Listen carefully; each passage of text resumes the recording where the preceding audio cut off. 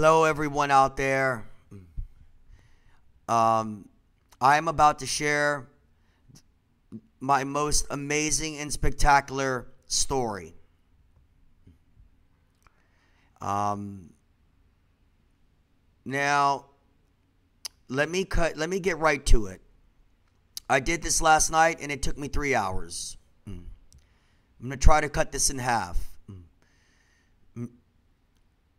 I am working on my music album EP debut, non-fictional writing book debut, and to have a documentary based on me to be produced and directed by a West Hollywood film pioneer, all at the same time. Meaning that I am working on the book and the album and the documentary with the very top, the very inside, and the biggest in this nation and the entire world. I mean, let's just cut right to it. That's exactly what's happening here. And I am surrounded by legends and stars and pioneers and visionaries who have worked with the biggest, with many of the most famous and well-known superstars and icons and pioneers and visionaries of our time and from the annals of modern history. This is a remarkable story. And I'm going to try to cut this. I'm just going to try to cut through it as fast as I can because it took 3 hours last night. And there was some technical issues with the music. But we're going to go ahead and do this again here. All right? Okay. So first and foremost, you will hear music in the back. It is my music. I will rotate 3 of my unfinished, unmixed, rough tracks, scratches, new song, foundations, which will all go in my music album EP debut, in collaboration with all of the music legends that will be working with me on this album that you will learn more about as we get deeper into the MUTATIO FORMULAE global media and fundraising campaign story. Okay? So, with that said,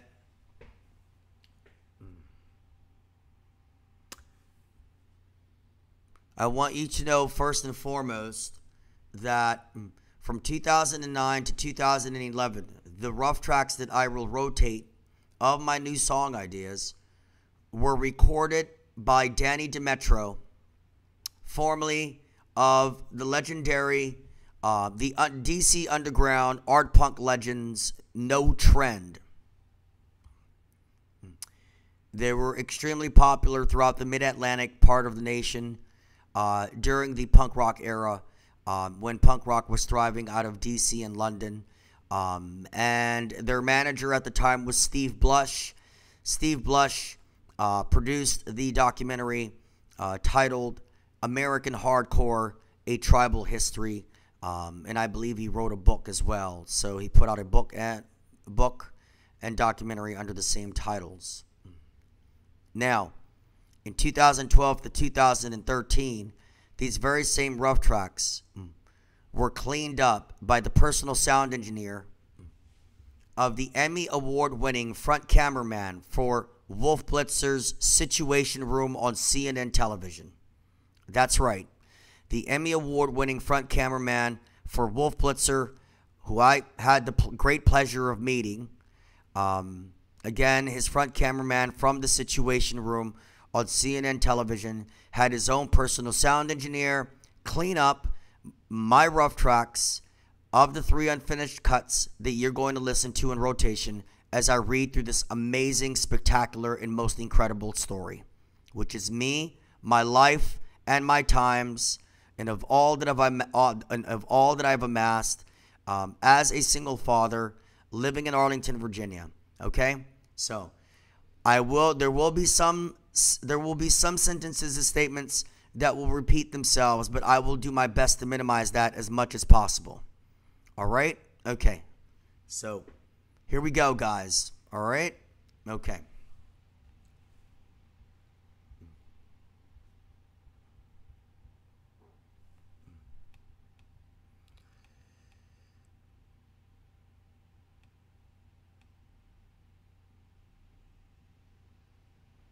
as I scroll to the top of this, I mean, it's a lot. Like, for those that wish to read it on my GoFundMe page, please, by all means, do. But I'm doing this because I know it's a lot to take in.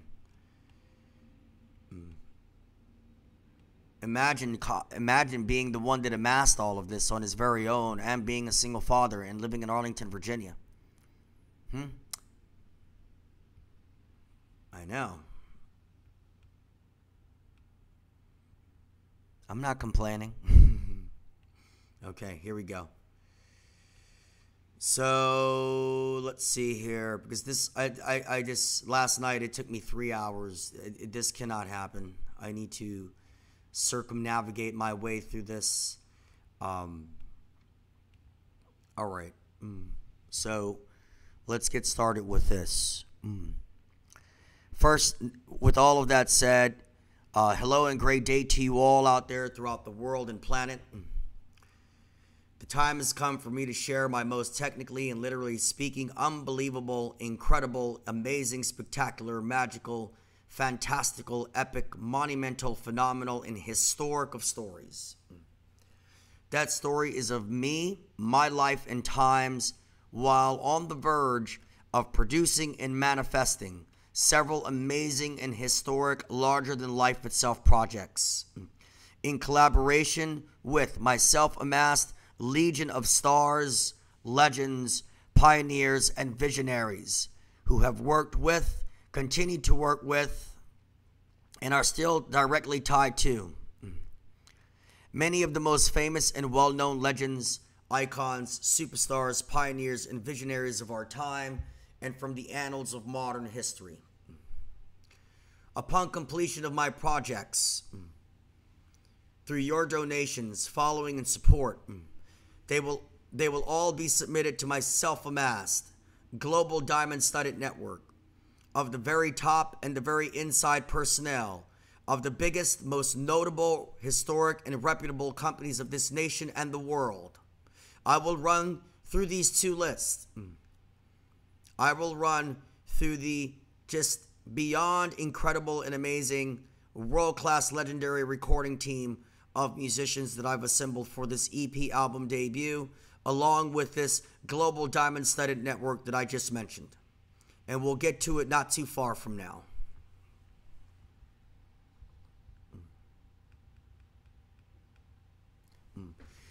As for me, I am Jorge K. Estrada, a.k.a. Jorge. Once again, let me state for all of you that first and foremost, I am an extremely proud, loving, and happy single father of my 7-year-old princess. I was born, bred, and raised in our very own nation's capital, the District of Columbia, Wash, period, which is by all means my home city. As Biggie Smalls would say if he were alive, represent, represent. Okay. I am also the founder, mastermind, owner, president, pioneer, visionary, and forefather of MUTATIO FORMULAE, LLC. This company of mine was enacted on 6/10/14 through LegalZoom.com. I have resided in Arlington, Virginia for over 7 years now, and am also the very top ranked 1099 independent contractor for one of the very top ranked home remodeling companies of this nation, Home Fix Corporation, which is based in Fairfax, Virginia. It's been 7 months since this was actually written, stated, signed, and a letter composed by the senior manager of marketing, by the senior vice president of marketing for Home Fix Corporation, Mr. Keith Sennett. This living quarter of mine from which I speak from also serves as my MUTATIO FORMULAE LLC HQ operational center, for both my daughter and I, and for MF LLC, as I also head towards the completion of my projects. And now to divulge on the rest.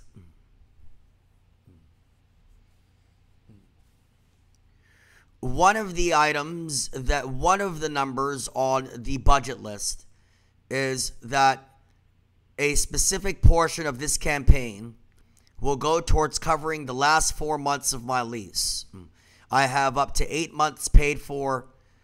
It is incredibly expensive here, but it is by all means necessary, and it was necessary to establish MF LLC, to assemble this global media and fundraising campaign that took me 4.5 months to piece together because of the incredible and vast list of people that are working with me, that I will be submitting all of my byproducts to, and because of their history and their resumes, and because of all the people that they are tied to, who are many of the most famous and well-known in our time and in the annals of modern history, period.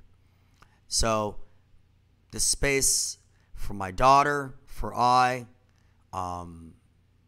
have a roof over our head, to cover all of the operational expenses for MUTATIO FORMULAE LLC, along with having a space of my own, to again assemble this campaign, and just wanted to let you know that, okay? So at the end of all of this, I will run through the budget and the specific total of my estimate for each and every item that I'm looking to my new would-be donors and followers and fans all over the world to assist me with. For me, for MUTATIO FORMULAE LLC, for the world, and most of all, my daughter. All right. You know, just want to make sure I have this space covered for, because I was able to cover till the end of February, but I still have 4 months. More than likely, I'm going to move back into our old neighborhood, which is around the corner, not far away, because it's less expensive. Okay. Now, I would also like to add that my MUTATIO FORMULAE LLC global media and fundraising campaign is to obtain notoriety, global funding and notoriety for my following mega potentially game-breaking and game-ending monumental, epic, and larger-than-life itself projects.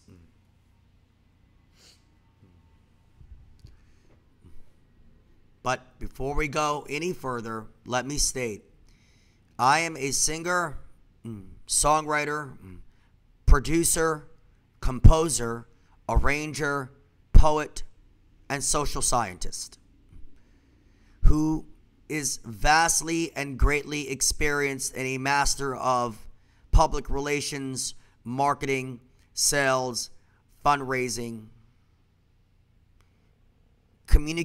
written and verbal communication, private and public oration, life coaching, and so much more. Now, to reiterate the 3 projects that I'm working with, or rather working on, of mine, in collaboration with the biggest in this planet, okay? Literally, no exaggeration, no metaphor. Number 1, my EP music album debut. Number 2, my non-fictional writing debut, The Treatise of Our Times and of Time Itself on Our Most Amazing Planet Earth.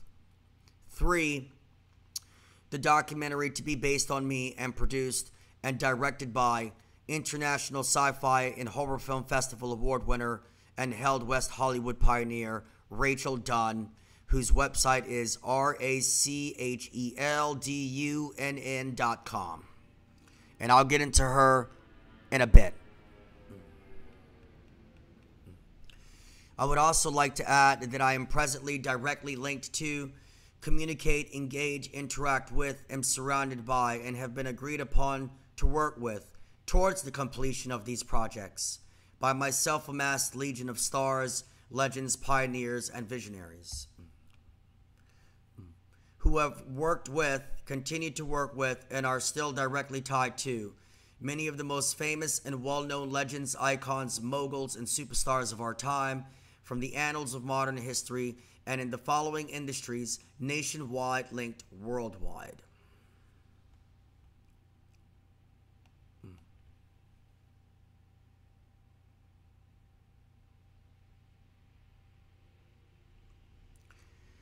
Again, also, I am also directly linked to communicate, engage, interact with, am surrounded by, and will submit upon completion of my music EP debut, my treatise, non-fictional writing debut, and documentary debut, with your donations, following, and support.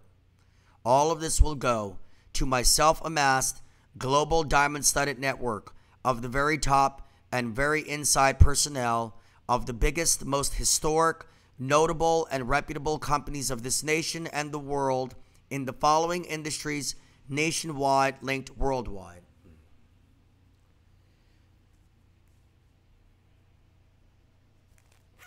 Now, once I run through every Latin letter of mine from my very own Roman alphabetical order of this list of these industries nationwide, linked worldwide, that my global diamond-studded web of a network whose net worth is beyond anyone's understanding. Once I read through the industries, I will skip the order of my campaign story on the actual GoFundMe page for this fundraiser and go right immediately down to the very list of people that are comprised of my quote-unquote global diamond-studded web of a network. Okay? All right. And I will eventually play my 3 unfinished, uncut, rough tracks that will eventually become 3 of the songs on my music album EP debut. But understand that, again, as of most recent, Wolf Blitzer's front cameraman from the Situation Room on CNN television had his personal sound engineer do a basic cleanup of these new song ideas that are unfinished, unmixed as of now, and that they will go next into the hands of Simon Furstenberg, who is my direct link to Dan Wilson. Dan Wilson wrote both Rolling in the Deep and Someone Like You for Adele. That very album that Dan Wilson was on sold 13 million copies. That year, Adele won 5 Grammys, including Best Song of the Year, which was Rolling in the Deep, which was produced and written by Dan Wilson himself. Dan Wilson also worked with Pink, the multi-platinum recording artist, and he was the frontman of the 90s band called Semisonic. And if you recall, they had that one smash hit single that many of you bar hoppers are more than likely familiar with, especially those that are members of Generation X. And the song itself is called Closing Time. Okay, I know you've heard that song.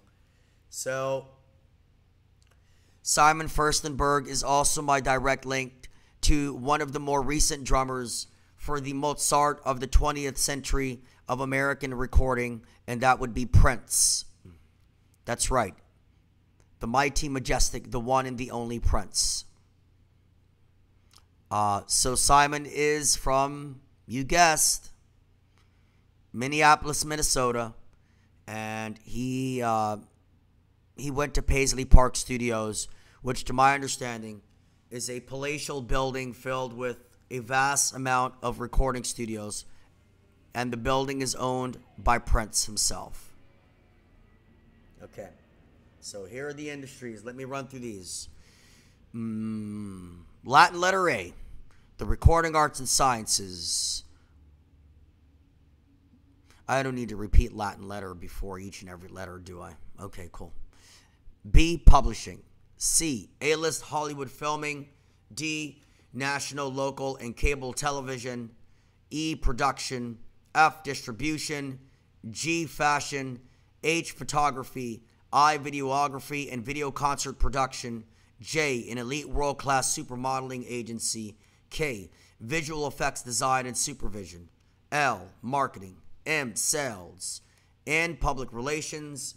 O, blogs, online and television media. P, newspapers, print press, Q, global top-notch law firms. R, global top-notch accounting firms. S, premier event planning and management companies. T, premier audio-visual support companies. U, Fortune 500 companies. V, private personal security firm comprised of certified and legally V, private / personal security firm comprised of certified and legally operating bounty hunters who provide personal security for the biggest celebrities in the nation. As a matter of fact, I had a conversation with the owner of this firm a few months back, and they, at that time, had just wrapped up providing personal security to Wu-Tang Clan for about 2 weeks to a month, I believe, as Wu-Tang Clan all got together and did a series of shows throughout New York City. X, politics in Capitol Hill, despite the fact that I'm apolitical. Okay.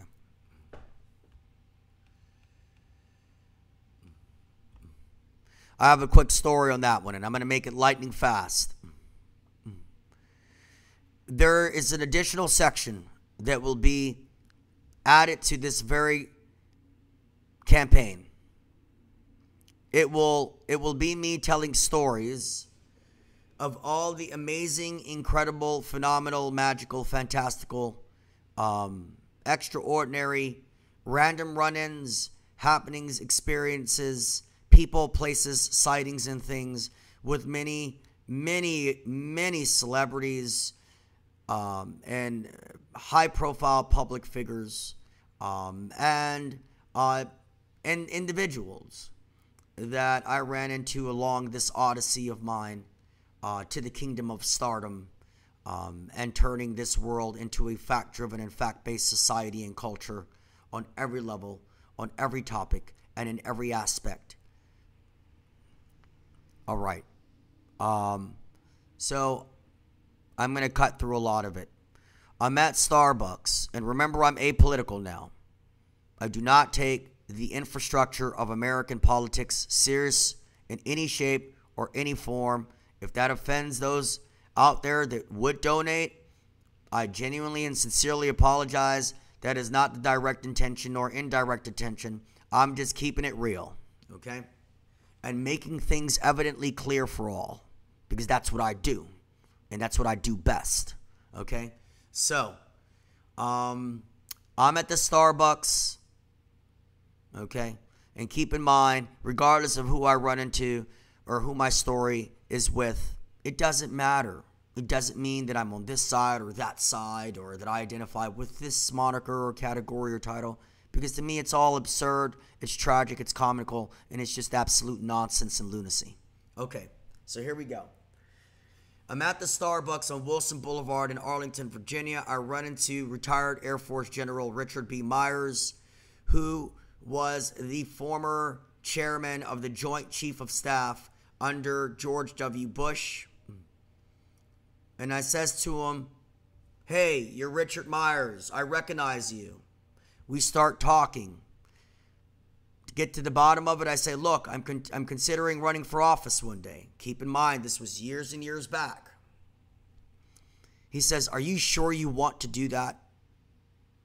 If I were you, I wouldn't do it. It's just not worth getting involved in American politics. Let's move on. All right. So, Y, celebrity makeup artistry and design, and Z, custom design. But, you know, I mean, I understand people have to make a living and people have to pick careers, you know? So, I guess, you know, we all have to feed our families one way or another and cover our bills. You know what I'm saying? Okay. Got to make use of, you know, that's one of the things about this society is, and this, you know, it's, you can make money by doing absolutely nothing good and nothing real. And if you get a bunch of people on board, you can make even more money. Okay. So, now let me run through the list. of this very top and inside personnel of all of these industries I just ran through.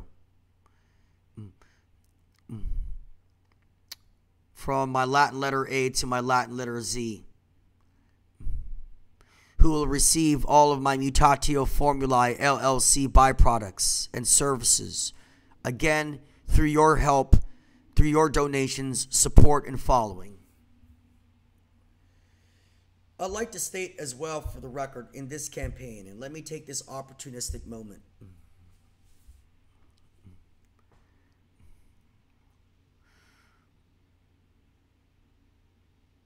This is from my treatise, the treatise of our time, and the treatise of time itself on earth. Because of the timing of everything, because of the internal and external global state of affairs, because of where everything is at, because of what still is and has never changed and never will change, because of all that happened that was not sustainable, nor functional or good, that is completely and totally crumbled and is at the bottom of a wine barrel. One of the very first things that should be incorporated into the academia of the American educational society and culture is you must, every class for every child throughout the entire world, including this nation state, all of the ones below the border, and across the Atlantic Ocean throughout Europe and east of Europe. Repeat to those kids. Hi, everyone. Today, we are going to introduce to you letters that you will use for the rest of your life.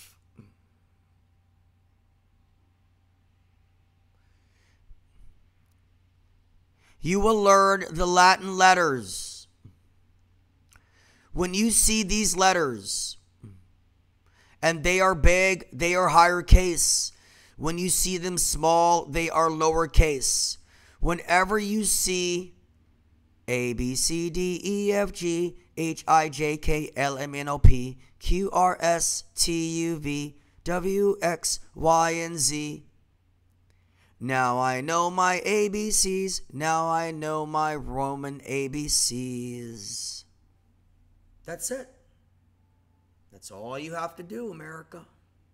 That's all you have to do. It's that simple. And by the way, God bless Amerigo, and God bless Cristoforo, and God bless this day of his.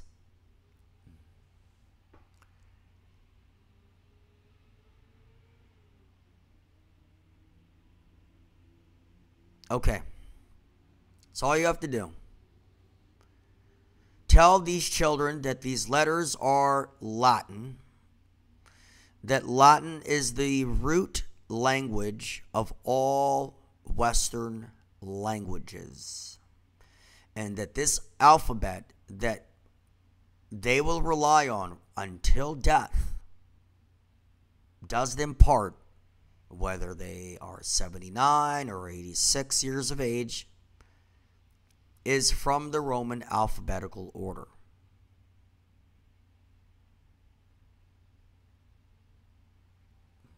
Okay. Now, before I run through my global diamond-studded network of the very top and the very inside, I want to announce that I will pledge to infuse that instead, let me rephrase that. I pledge. This is my pledge. This is the Estrada pledge to all of you. I pledge to infuse all of my projects with all of my magic, power, originality, talent, skill, experience, wisdom, noble intentions, and goals, along with cosmic transcendental universalism, to the best and greatest of my abilities. I pledge this to all of my past, current, loyal, diehard, and new would-be fans, supporters, followers, would-be donors, of the world. Now, the list I'm about to run through, I want you to know that I self-amassed, I amassed the list of these folks, of this global diamond-studded network, of the very top and the very inside personnel,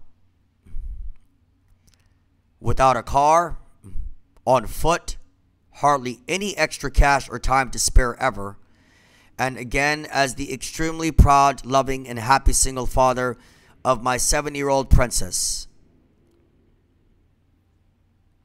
Not only did I amass on my very own my global diamond-studded network, but as well my legion of stars, legends, pioneers, and visionaries. And of course, I will run through that list later.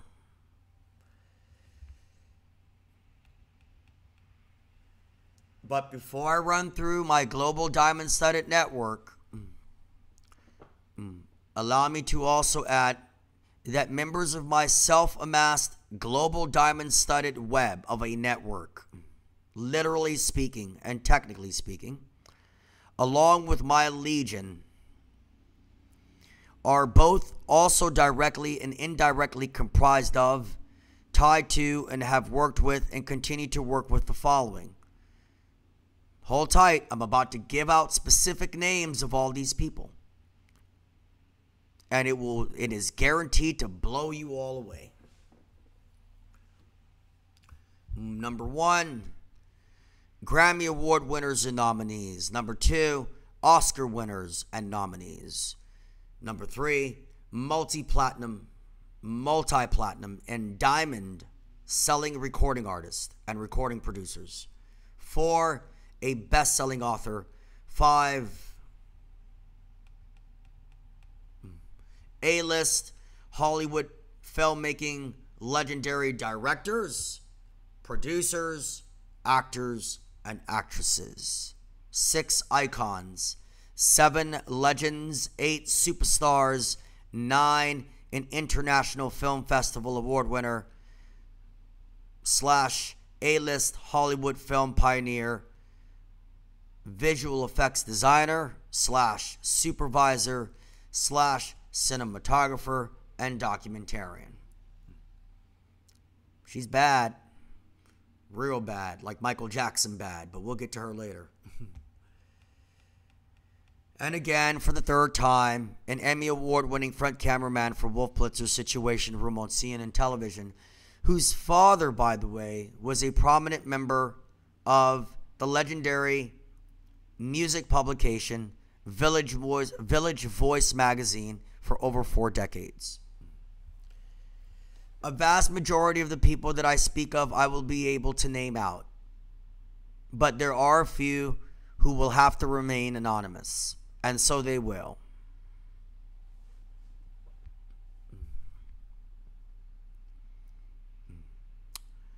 So,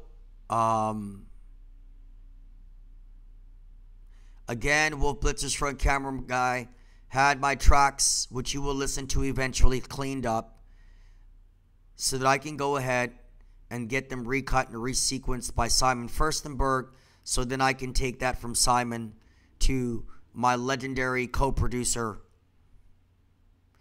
who was Natalie Cole's former keyboardist and who has worked with the Queen of Soul herself, Aretha Franklin, so that we can mix and master and share my music and my information with the world through your donations, your following, and your electronic and grassroots spreading of the word throughout the planet in masses. Okay. Now, let me go ahead and run through this global diamond-studded web that I've spoken of multiple times and that you're probably tired of hearing that same title. So let's get down to some people and what makes them. Why do I call this the diamond-studded web? Let's run through them, okay?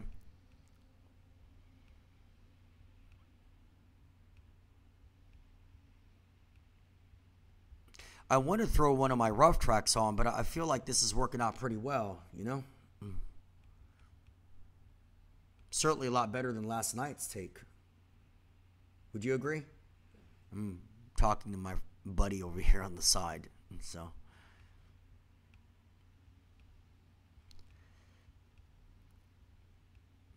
As I scroll down, God, I had no idea the amount of time that it takes to.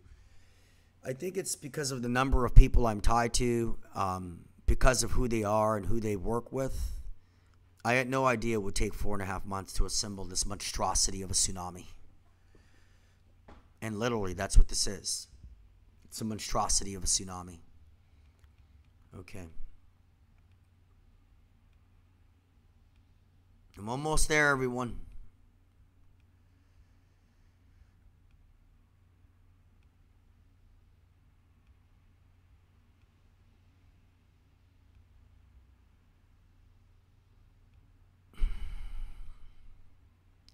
You won't believe the musicians I got working with me. That'll blow your mind.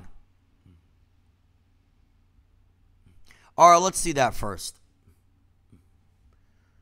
Before I get into my global diamond-studded web of the very top and the very inside personnel of the biggest, most historic, notable, and reputable companies of this nation and the world, let's go ahead and run through my list of my A-plus world-class recording team of global, national, local music legends who are members of my legion of stars, pioneers, visionaries,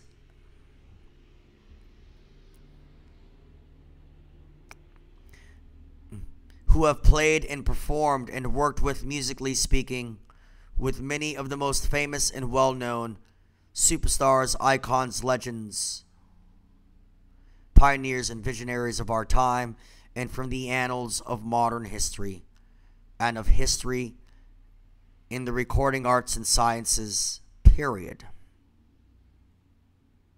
Okay.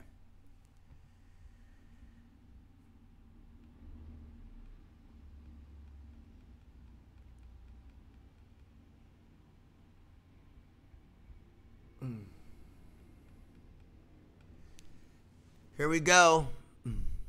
These are the folks that will play on my debut album that will be made possible through your donations, your following, and your support. Number 1, Robert Mousy Thompson, the former drummer of the Godfather of Soul, Mr. James Brown. He was James Brown's personal drummer for 15 plus years.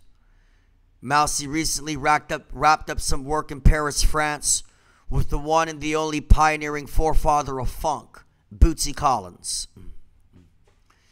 He is also currently in a band called the American Vinyl All-Star Band. You can find them on Facebook. The American Vinyl All-Star Band, which features former members of the following legendary bands of the 70s. Number 1, the Doobie Brothers. Number 2, Steely Dan. Number 3, Boston. Number 4, the Wailers. And number 5, Third World. On bass, Robbie Gordon, owner of Secretary of Entertainment. He was the bassist, along with being one of the producers of the late iconic, legendary Godfather of Rap, Gil Scott-Heron, who was awarded the 2012 Grammy Lifetime Achievement Award.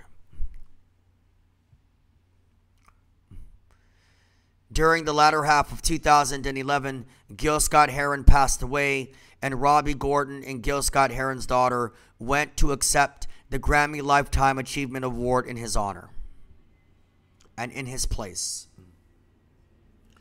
Also on bass, Mr. Alvin White, who has played with an incredibly long list of superstars, icons, and legends, pioneers and visionaries in the world of music. Mr. Alvin White played bass for the one and the only living titan icon, legend, and super producer of producers, Mr. Quincy Jones, the very man who produced The Wiz, starring Michael Jackson and co-starring Diana Ross, Off the Wall by Michael Jackson, and of course, the greatest selling album in the history of the recording arts and sciences, Thriller. Number 4 on keyboard, electric violin, and piano. And this gentleman is dear to my heart. He is going to co-produce my uncut rough tracks that I will share with you as I go along in this story soon. And his name is Mr. Charles Tolbert. Tolbert. Tolbert. A.K.A. Bliss Ananda. Spelled Bliss. A-N as in Nancy, A as in Alpha, N as in Nancy, D as in Delta, A as in Alpha. BlissAnanda.com.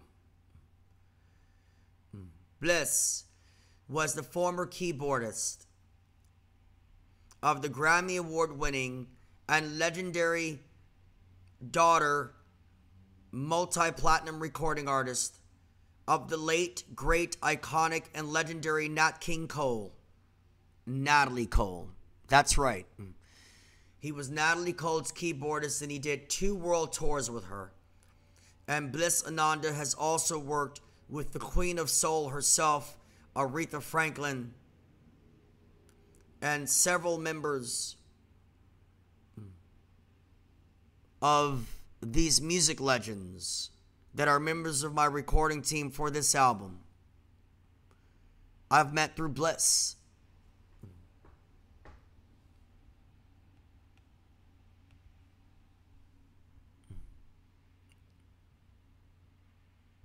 It's incredible. It's just incredible. I actually had the pleasure of meeting Natalie Cole in person. I sure did. My father was actually friends with Jim Nabors. You may remember Jim Nabors from way back as Gomer Pyle. I know, it's crazy, it's funny. But my dad was managing a bar at a hotel in the nation's capital, and he gave me a job. And I had the pleasure of meeting Jim Nabors, who would come to the bar on a regular basis to talk to my father, which is not foreign to him. He had a one-on-one sit-down with Anthony Hopkins, with no one else around, and also with Bob Dylan. So my father had a one-on-one sit-down with Bob Dylan. There was no one else in the restaurant at the time in Georgetown. That place has since closed down. This was a long time ago, and so it's not uncommon. But I had the pleasure of meeting Natalie Cole in person, face to face, because of my dad. He felt that it was important that I meet her, even though I had no idea who I was looking at. I had no idea who I was talking to. I had no idea. No idea. And my father was like, I want you to come to the lobby with me right now. I'm going to introduce you to the daughter of Nat King Cole. And if you don't know who he is and who she is, you will one day. Isn't that wild? And now I have Natalie Cole's former keyboardist, who is one of the main top co-producers for the very music that you all are going to contribute. Hopefully, that you all, for all of you that who will contribute donations in support of this massive and historic project. Okay, so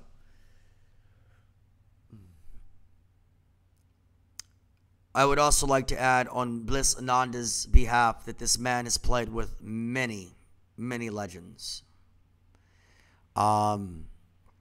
and a diverse array of them, from Busta Rhymes to Erykah Badu.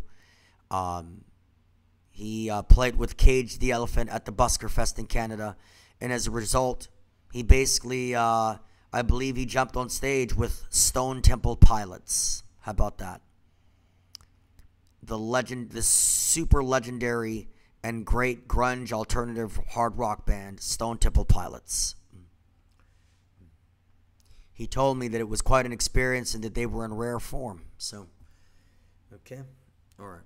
So, also on keyboards and saxophone, Mr. Ben Sands, who I met through Bliss, Ananda. Ben Sands is the current keyboardist and saxophonist for the one, the only living legend and icon, the incomparable Queen of Soul, Aretha Franklin.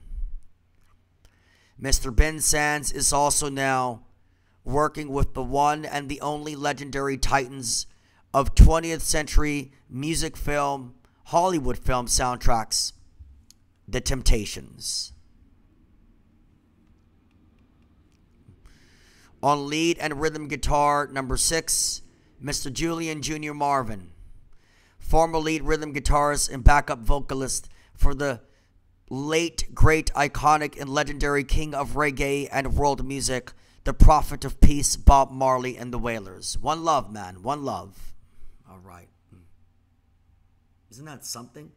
James Brown's drummer, Aretha Franklin's keyboardist and saxophonist, Natalie Coates' former keyboard player, and Bob Marley's former guitar player.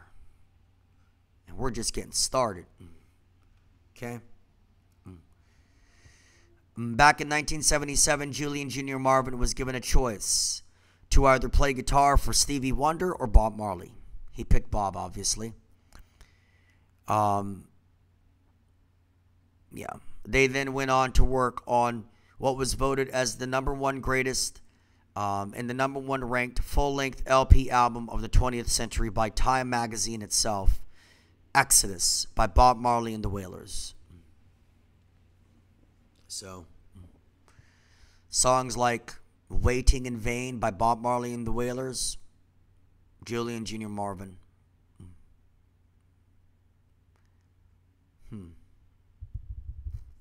Yeah. Okay. He also worked with the legendary and iconic 70s folk singer-songwriter Mr. John Denver. And he was also in the cult classic 1964 film Help, starring the Fab Four, John, Paul, George, and Ringo of the Beatles. Number 7, on lead and rhythm guitar as well, a dear, near, close friend of mine, another one, Mr. Terrence Brown, a.k.a. Big T. Big T doing big things. I love saying that. Every time I think about him, I can't help but sing Big T doing big things. Okay? He is the owner of Teb Jr. Productions. He was the former guitarist for the one, the only, iconic, and legendary folk pop artist, Mr. Paul Simon of Simon and Garfunkel. He is also in a DC-based reggae roots rock fusion band called The Pocket Band. The Pocket Band is currently in the studio with one of P. Diddy's former top hitmen producers from Bad Boy Records and Entertainment, INC. This legendary and iconic superstar R&B and hip-hop producer produced and gave the notorious B.I.G., a.k.a. Biggie Smalls, the king of rap,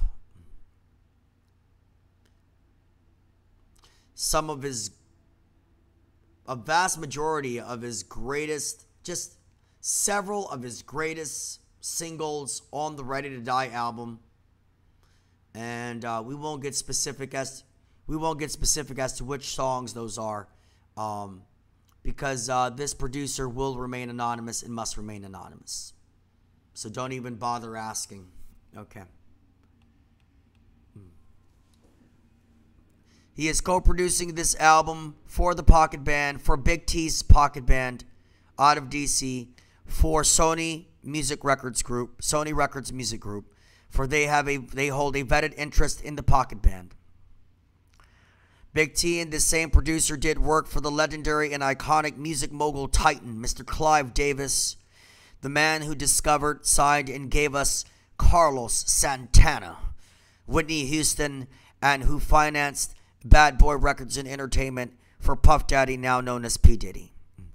They also worked together on Jennifer Hudson's next upcoming album for Mr. Clive Davis. And as well, Mr. Davis also discovered and signed Alicia Keys. Number 8. When the time is right, I will contact this individual. He offered to play guitar about 5 years ago or less. But we'll see. It's not 100% with this one. But he offered before, and once my tracks are recut and resequenced and down to the mix as I want it to be.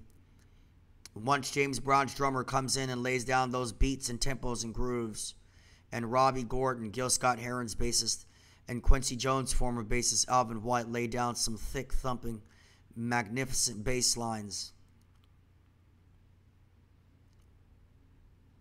And once Bob Marley's lead guitar player comes in and lays down some magical, beautiful, over-the-top guitar, there's going to be room, more than likely, for some great experimental psychedelic jazz hard rock guitar fusion. And that's where this guy comes in, because that's where he thrives. And his name is Anthony Peacog. I believe I have that right. Anthony Peacog. Peacog. P-I-C-O-G.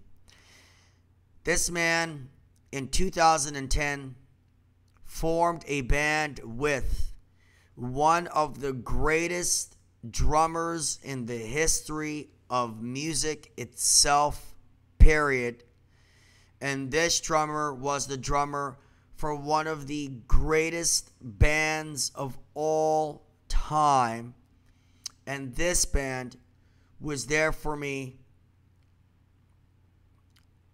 Billy Corgan's songwriting was there for me through so much of the up and down of the past, with all of it laced in magic, in beauty and power itself.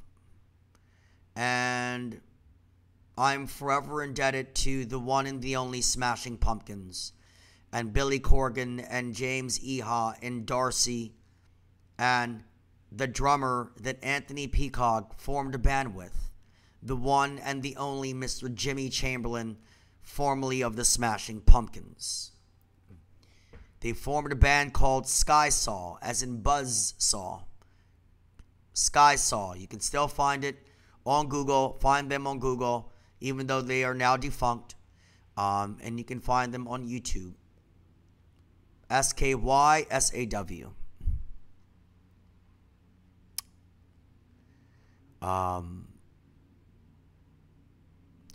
I remember having a face-to-face conversation with Anthony's brother in front of a local bar that has live music on Wilson Boulevard in Arlington, Virginia. And he said that Jimmy Chamberlin was extremely fond of Anthony as an individual, person, and human being, but even more so, musically speaking, as a guitarist. Now, when you have Jimmy Chamberlin, who did all of those amazing albums with Billy Corgan, that says a lot. Okay. So, in number 9, also on keys and piano, another dear, true blue friend of mine. I actually met Big T of the Pocket Band through this man, because this guy is the keyboard player and pianist for the Pocket Band. And he also happens to be a very good rapper. Very good. I'm putting it out there. He really is. His sense of timing, rhythm, and flow. And he has a unique voice, and I don't understand why something hasn't popped off for that guy in terms of rapping. But anyway, his name is Matthew Wood, a.k.a. Wonder Boy of the Pocket Band. Prior to Wonder Boy taking over as keyboardist for the Pocket Band out of D.C., the original keyboard player was the multi-platinum selling and Grammy-nominated Raheem DeVaughn. As a matter of fact, Big T of the Pocket Band taught Raheem how to play keyboards. And then after that, Raheem left the Pocket Band to embark on his own mission of establishing a career as a male solo R&B artist. And now, a couple of million records sold and a couple of Grammy nominations later, he did pretty good. Good for Raheem. I have a feeling like him and I are going to cross paths eventually because we're both from D.C. and we know some of the same people, maybe not to the same extent, but we are connected indirectly. My direct links, people I'm directly linked to, are directly linked to him, and that thus makes it an indirect connection. Okay, and that holds true for the entire universe that surrounds me of everything I've just been expressing to you guys for about an hour now that I'm at the center of. That's why we have to do this. We have to make this happen. You understand? We got to make this happen, everyone. We got to make it happen. We can do it. Okay? All right. So, the Pocket Band has been an opening act for the following recording artists. Number 1, Norah Jones. Number 2, Lou Rawls. Number 3, Boys to Men. And 4, Third World. So, and again, they're having their current studio album co-produced by one of the notorious B.I.G.'s former top producers because Sony Records has a vetted interest in the Pocket Band. Sounds to me like they're heading in the right direction. Okay. And, let's see, I lost my number count. Hold on here.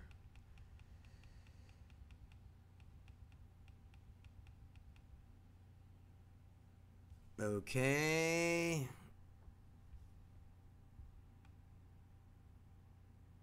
Okay.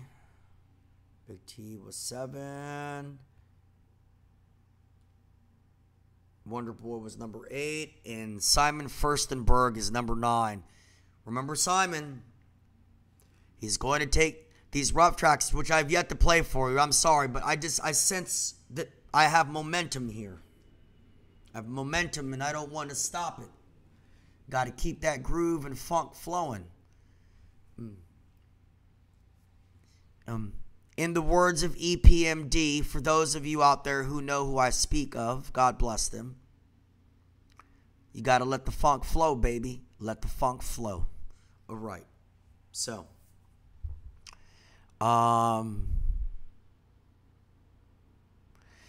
remember I told you Simon Furstenberg was my direct link to Dan Wilson, the man who wrote the 2012 Best Song of the Year, Rolling in the Deep for Adele, who worked with Pink and was a member of Semisonic and who wrote the song Closing Time. Remember I told you that Simon Furstenberg is also my direct link to one of the more recent drummers of the one and the only Majesty himself, Prince, formerly of Prince and the Revolution. Right. Remember Purple Rain? Exactly. Okay. All right. Now,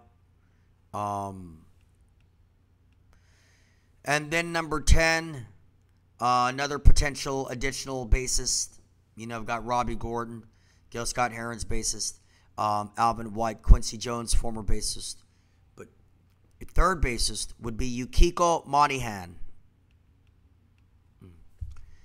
She was the former bassist of a once very popular underground indie power pop band called The Rondells. They were out of Albuquerque, New Mexico. Rondelle', the Rondells. They were signed in the late 90s by the legendary, iconic underground kings of art, noise, experimental, psychedelic, indie, power pop, and rock. The kings of sonic music. The one and the only Sonic Youth out of New York City. Sonic Youth has had a loyal cult-like following since the 80s out of New York City. And their former drummer, Steve Shelley, signed the Rondells in the late 90s to his independent label, Smells Like Music Records, Inc. Sonic Youth have toured all over the world with many of the greatest acts. They were headliners at Lollapalooza, for those of you that are familiar with Lollapalooza, and for those of you that remember Lollapalooza, which was founded and put together by Perry Farrell of Jane's Addiction. Remember Jane's Addiction? All right. These guys have played with Courtney Love and Hole and Billy Corgan and the Smashing Pumpkins, Kurt Cobain and Nirvana, L7, you name it. They've played with everybody, all the major festivals, and they've had a following since the 80s, and they are the kings of underground sonic rock and roll, no doubt. And a couple years ago, John Paul Jones of Led Zeppelin did an album with them. So, we know that he is perhaps one of the greatest multi-instrumental virtuosos of the entire 20th century.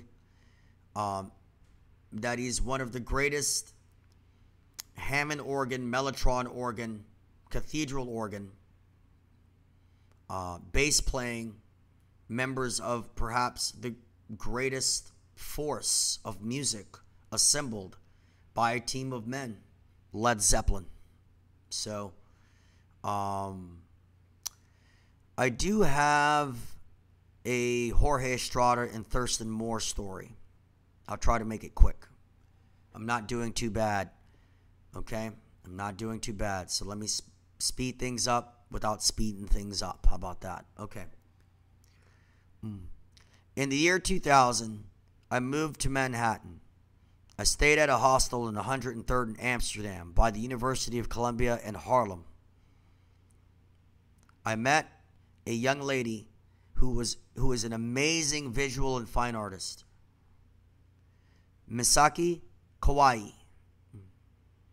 And Misaki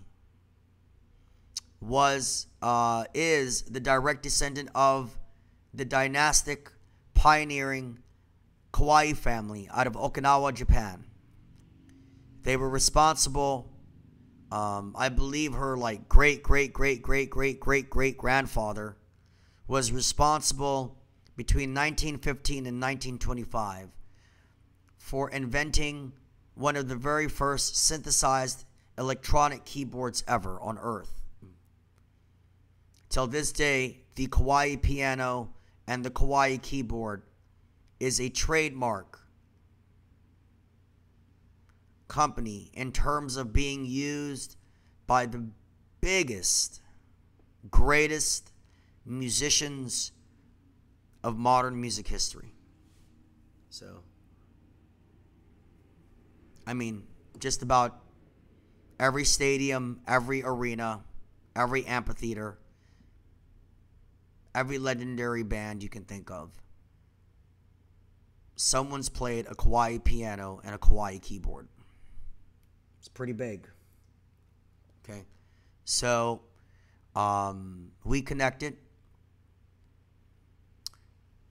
You know, I'm not one to falsify, but I'm pretty sure that she proposed to me when we met back then in 2000, which was at a time which was the prelude to what would become the beginning and the introduction from scratch of my quest to become the singer, songwriter, composer, arranger, producer, poet, and social scientist that I am today, with the Legion and global diamond-studded network that I've amassed.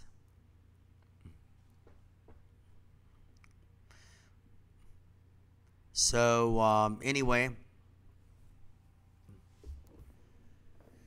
one day I was in the courtyard of this hostel, and this Japanese kid comes up to me and says, you must sign this. You sign this.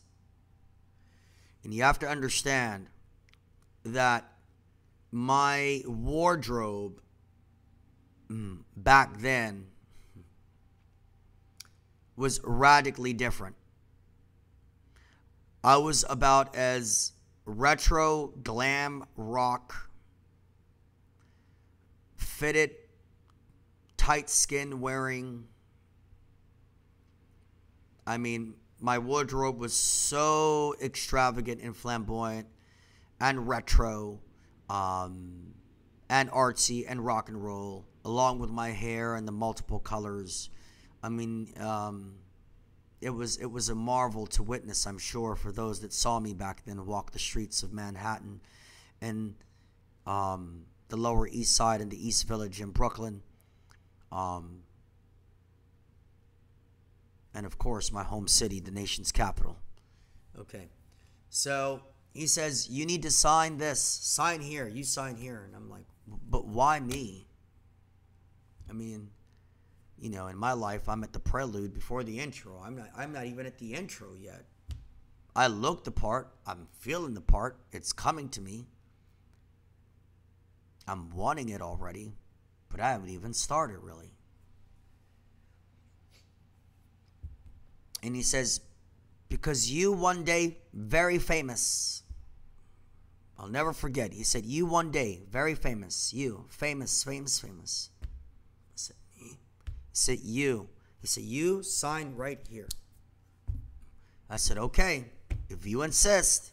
So I took his book, and I noticed that there was a line that looked like scribble scrabble. And he said to sign above it, as opposed to next to it or below it. I was like, okay. I said, what is this? He said, Thurston Moore, Sonic Youth. He signed. Thurston Moore, Sonic Youth. He signed. So I signed above it. That's that story. All right, so, you know, I mean, whatever, guys. You know, I'm just telling you what happened, you know? Okay. And,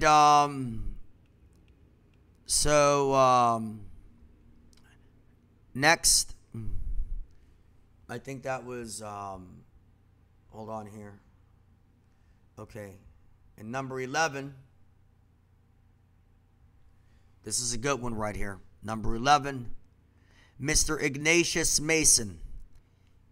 Again, I met him through Bliss Ananda, like I met Robbie Gordon and the rest of them. Mr. Ignatius Mason is a legendary, world-class, renowned drummer who has performed, worked with, and continues to work with a long, long list of icons, superstars, legends, pioneers, and visionaries of the recording industry. I know it's getting kind of old, but, you know, I mean, what am I supposed to do? I mean, it is what it is, you know. He has also been chosen to become the brand new lead vocalist singer of the legendary 70s international funk disco band Heatwave. And let me tell you why that matters. Okay. So, I find out that in 1974, a gentleman by the name of Rod Temperton joined Heatwave. Rod Temperton. Temperton. That name may ring a bell. You may have seen that name across an album or two of yours. Rod Temperton wrote the Sentinel classic love song of love songs, Always and Forever. He also wrote Boogie Nights for Heatwave, left Heatwave in 78, moved to Beverly Hills, California, got noticed by Quincy Jones himself. Quincy Jones plays Rod Temperton's music to his sound engineer, Bruce Swedian. And the rest is history. Rod Temperton wrote 3 songs on the Off the Wall album for Michael Jackson, which in totality has sold over 32 million copies worldwide. 32 million. One album.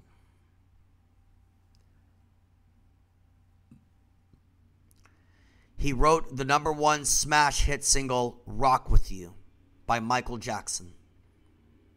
That's Rod Temperton. He also wrote the title track for the album Off the Wall. And then in 1980 to 1981, he was asked to write more songs for Michael Jackson's next follow-up album after Off the Wall. So, of course, Quincy was like, well, because at the time in 1979, Off the Wall was not at 32 million copies sold. It was at 20 to 21. So, it made history. My understanding is that it was the highest selling LP of a male solo black artist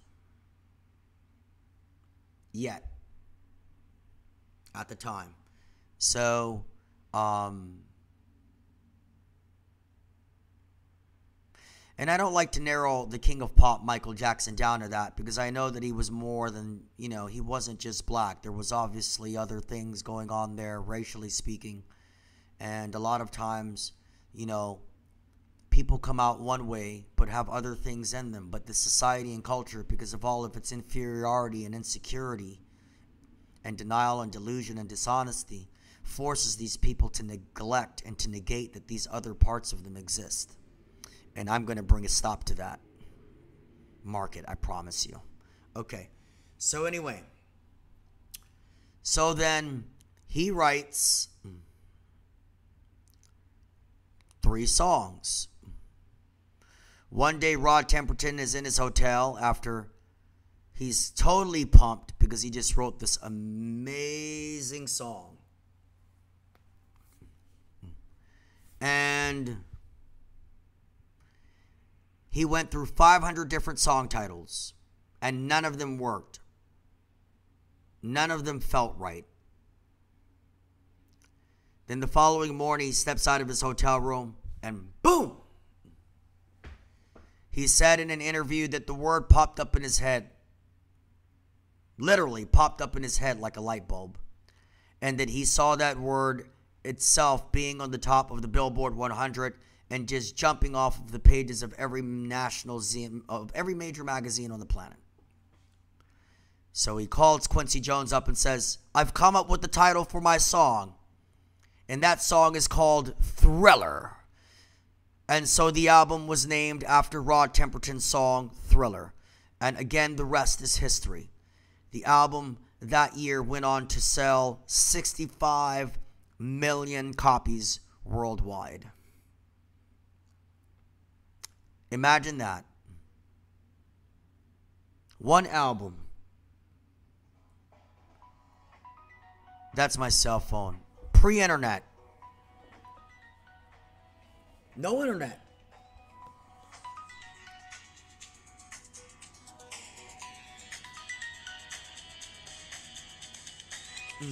That's the call center director for Home Fix Corporation. I wonder why he's calling me. Oh, well, I can't stop this. We got to keep this going. I'll call him back. He can leave me a voicemail message.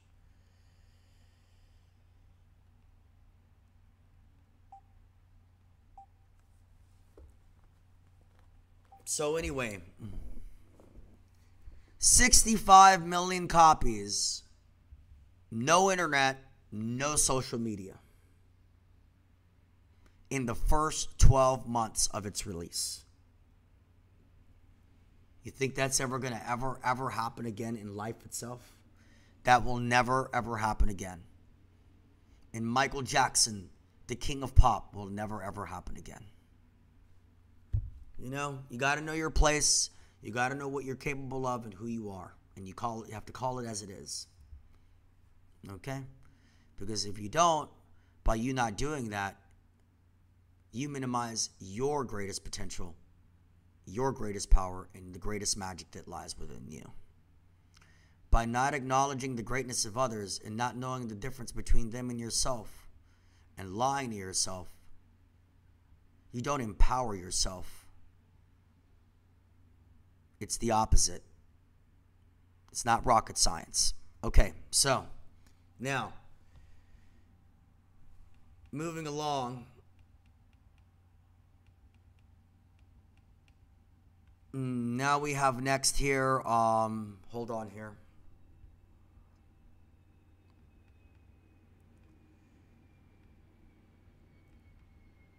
Okay. Is that right? Oh, okay. So now we're going to do number 12 and then number 13. Quite a team, huh? Quite a team, I tell you. Can't make this stuff up, baby. It's just too big. You know, I'm going to leave that one alone. Let me just read the rest of them. Okay. So, I'm just trying to figure out what number. Okay. So, Ignatius Mason was number 11, and now we're going to number 12. Number 12, Mr. Dwayne Adele. Legendary jazz concert pianist, winner of a worldwide jazz pianist competition. This man is perhaps one of the greatest concert jazz pianists to live in our nation's capital. He is so amazing that he was seeked out and contacted by the legendary jazz pioneer Herbie Hancock. And when Herbie Hancock got a hold of him, he invited Dwayne Adele to his hotel room one day and asked if Dwayne Adele, Adell, would play for him in front of him. He plays in front of Herbie Hancock, and Herbie was so blown away that he said to him, quote, "I should just quit."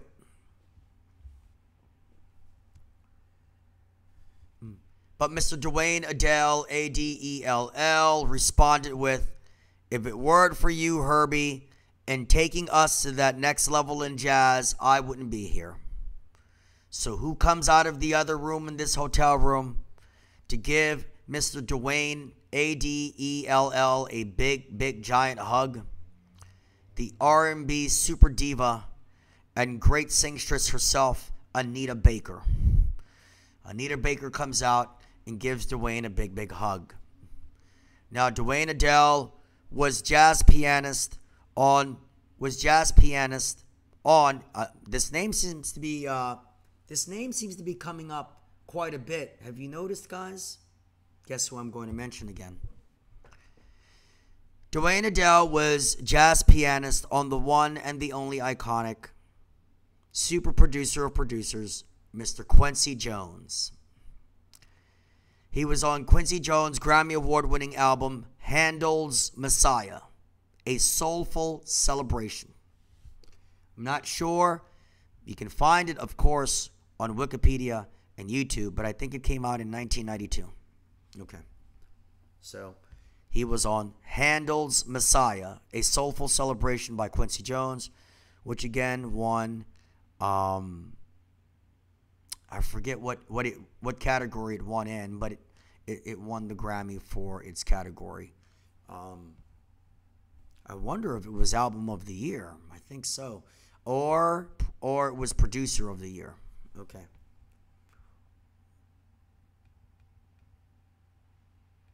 Okay, and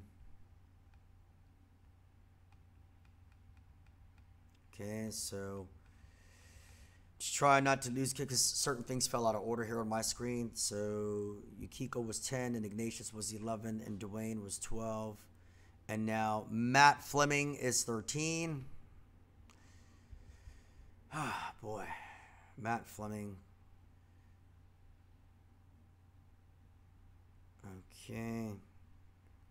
Let me speed this up. I'm slowing down and okay. Matt Fleming, number 13, multi-instrumentalist virtuoso who graduated at the very top of his class at the prestigious Omega Studio School of Applied Recording Arts and Sciences. After graduating from this most prestigious and highly reputable school, he did a 3-month internship with two music legends for the popular television cartoon series Yo Gabba Gabba. The legendary classic hip-hop artist and rapper, the one and the only The Biz Markie, who gave us the two rap classics, You Say He's Just a Friend and The Vapors.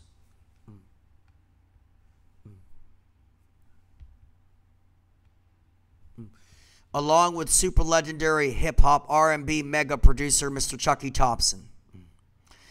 Chucky was one of the very top recording studio producers for Mr. Sean Puff Daddy Combs and his super legendary recording studio production team known as the Hitmen.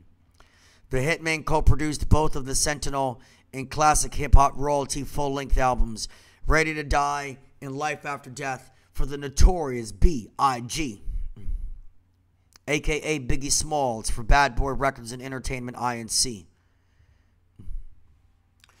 I was linked to Mr. Robert Mousy Thompson, who will play drums on my music.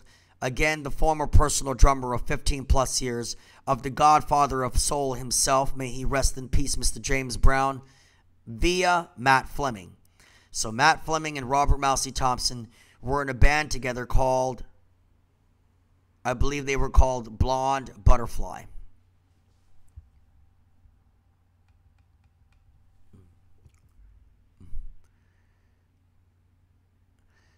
And I met Matt Fleming through my anonymous Emmy Award-winning front cameraman for Wolf Blitzer on Wolf Blitzer's Situation Room on CNN television, who had his personal sound engineer clean up my rough tracks that are unmixed, unfinished, that will get finished with your donations, following, and support that I've yet to even play.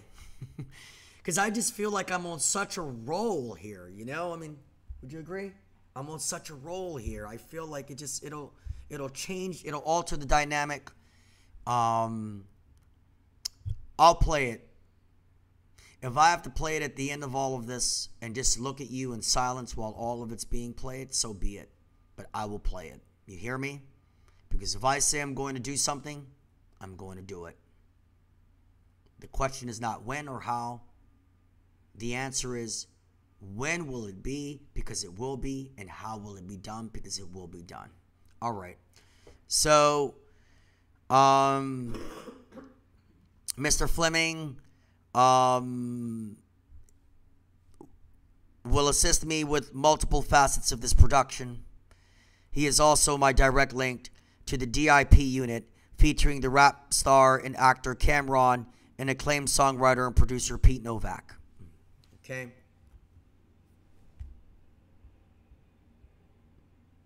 It's 13.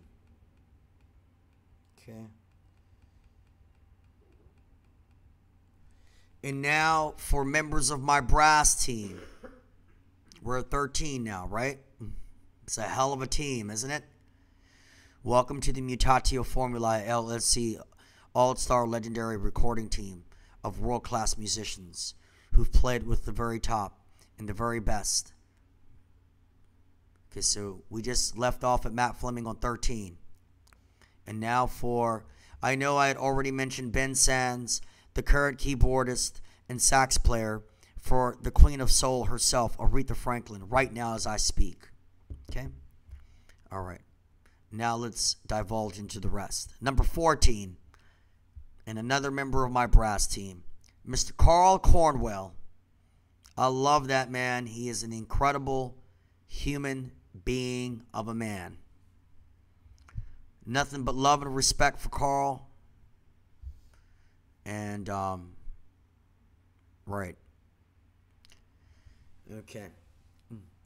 Carl Cornwell was a member as well of Gil Scott-Heron's brass section, the godfather of rap. Remember, my bassist Robbie Gordon was the bassist for Gil Scott-Heron and one of his producers. And I met Robbie Gordon through my co-producer Bliss Ananda. And when I first met Carl Cornwell,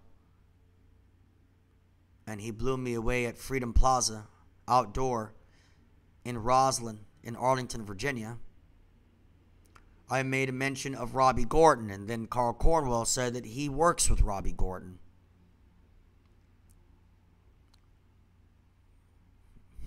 It's unbelievable, isn't it? And then Bliss introduced me to Ignatius, who's going to be the singer for Heat Wave. Remember, we went through that. And then I met Ben Sands, Aretha Franklin's current keyboardist, saxophonist, through Bliss Ananda. And then I was invited by Bliss to their performance at the H Street Festival a few weeks ago. And Robert Mousy Thompson, who's going to play drums on my album, shows up and is standing next to me. And then all of a sudden, Robert Mousy Thompson and Bliss acknowledge and give each other a big hug. And then the following weekend, I'm at a show with Mousy on drums and Bliss on violin. And then after the show, Robert Mousy Thompson introduces me to Alvin White. And Alvin White was Quincy Jones' bass player. And it just goes on and on and on. Okay, so again, Gil Scott-Heron was awarded the 2012 Grammy Lifetime Achievement Award. According to the a descriptive on the website for the Kennedy Center Kennedy Center for the Performing Arts, it said that Carl Cornwell was described as a legendary tenor saxophonist, who was a part of a remarkable group called Project Natale. Project Natale. Natale. Okay. And it was Project Natale that I saw randomly at Freedom Plaza performing outdoor. I think it was the year before last here in Arlington, Virginia. Okay. So.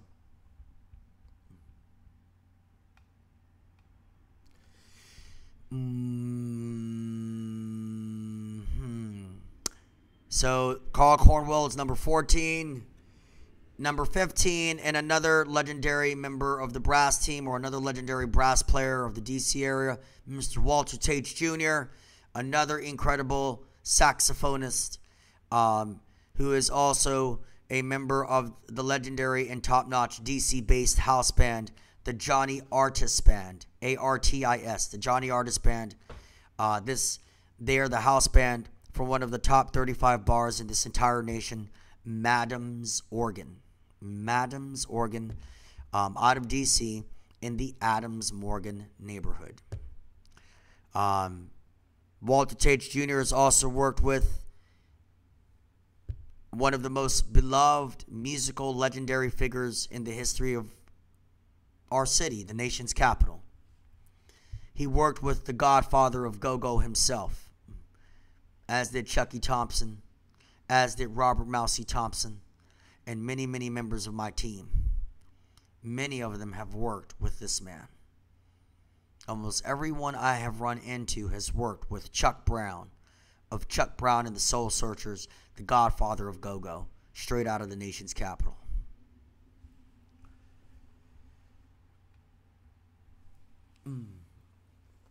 Walter Tate Jr. is also a part of he recently was a part of a project called Project Livity, L-I-V-I-T-Y. It was a band that was assembled by HR of the legendary 80s era, first all-black, worldwide famous roots reggae punk rock band, Bad Brains.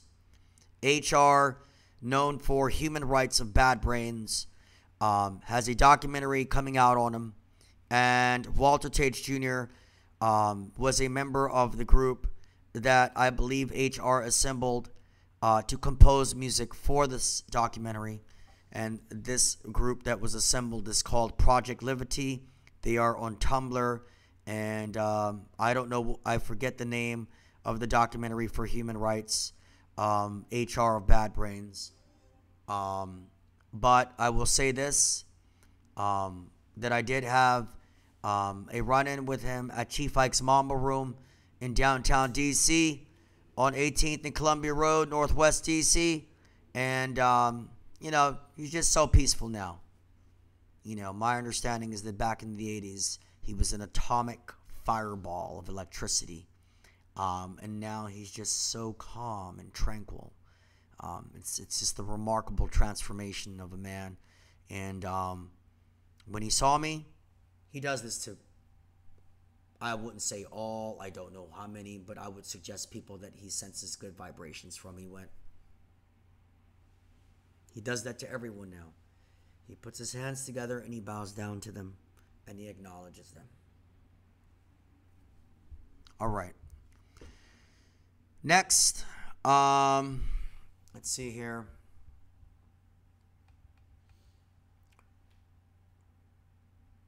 Number 16. 16. Told you I wasn't exaggerating. I'm telling you. 16, Charlie Rhythm Lewis. Another legendary saxophonist who's in our beloved DC area now.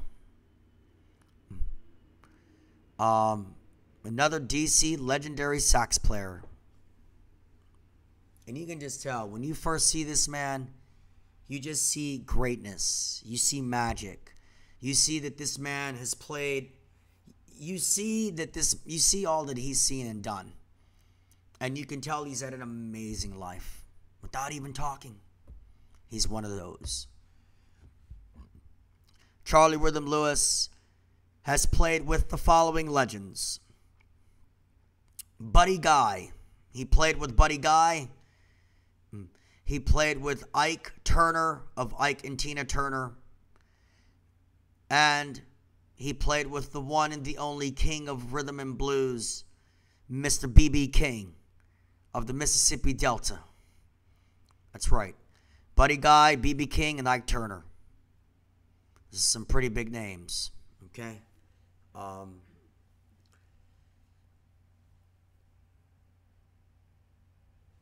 My understanding is that when Ike and Tina Turner were big and he was treating Tina Turner so terribly. So terribly. But I'm so glad to see where she's at now with her new husband, and she just looks happy. She got married a few weeks ago to what appears to be an extraordinary gentleman. No disrespect, Ike, you know, but that was some crazy stuff, man. But my understanding is that when Ike and Tina Turner were big, they asked an unknown band called the Rolling Stones to open up for them. So that's how big Ike Turner is. Okay? All right. Now,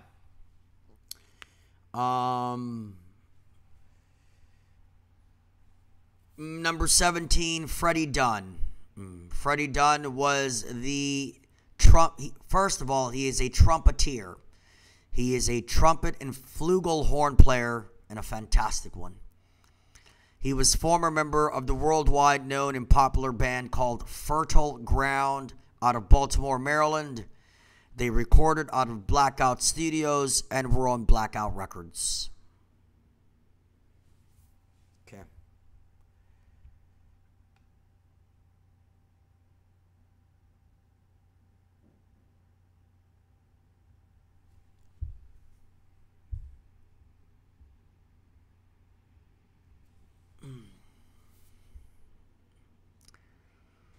So, that's 17 members.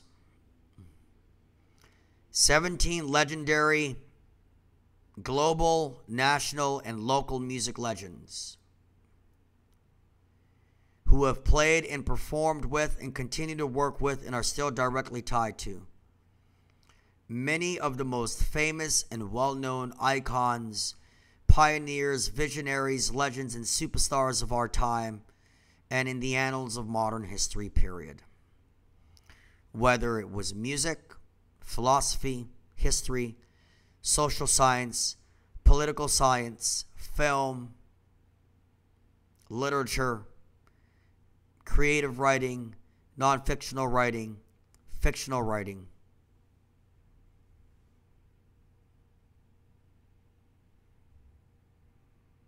All of it. Okay, so I know, but I don't feel like it's time for me to put my tracks yet. I hope this has kept your attention. Because you know how many times I've stared at the same... I wrote all this. I put all this together. It took me 4.5 months. The photos and the videos, man, the videos were in the last 4 months and the photos were 4 years ago. This is not an overnight process, especially when you are a single father. Your primary responsibility and duty is to provide and to ensure the safety, security, the advancement, the excellence, and the highest order in every other field for your child. But you live, perchance, you were born and bred and raised and lived all your life in the nation's capital before you became a parent. You had already embarked on your odyssey to make history, to achieve greatness, and to bring an end to all that is just not good and unacceptable. So just keep in mind. But my point is, I'm still not bored of it, even though sometimes I tire of hearing about it. And I'm thankful. I'm like, thank you. But it's a lot. Imagine being me. Imagine.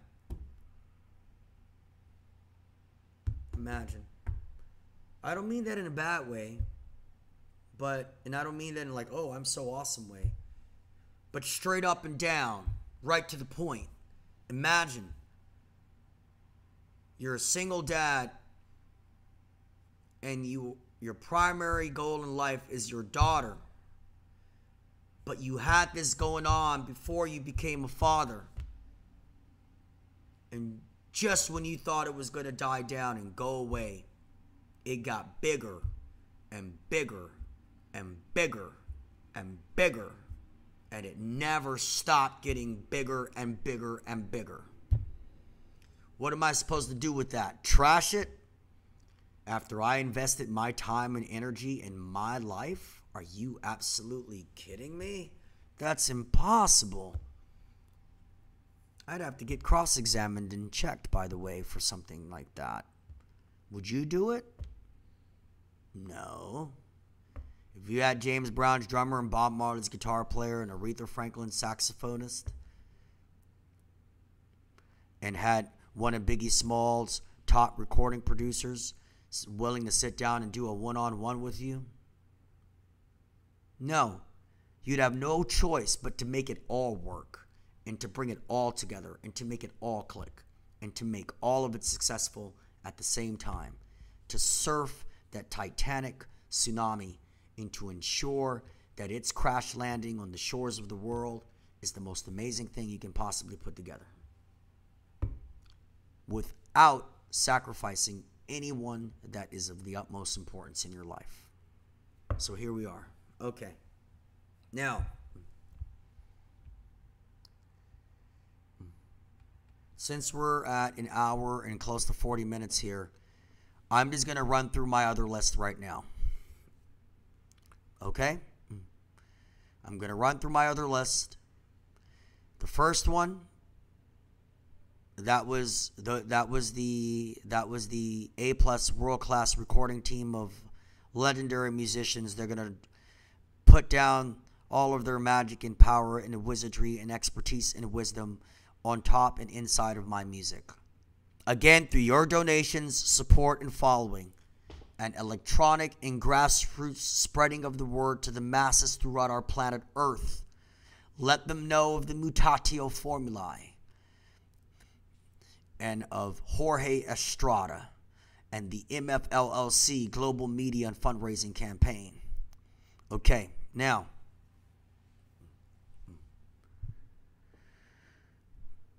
my self-amassed global diamond-studded network of the very top and the very inside personnel of the biggest and most historic, notable, regarded, and reputable companies of this nation and the world, who will all receive my music, my treatise, my documentary, and much more, again through your donations, your following, and your support. On this list, I will get explicit, just as I was explicit with the legends that are on my team. Okay?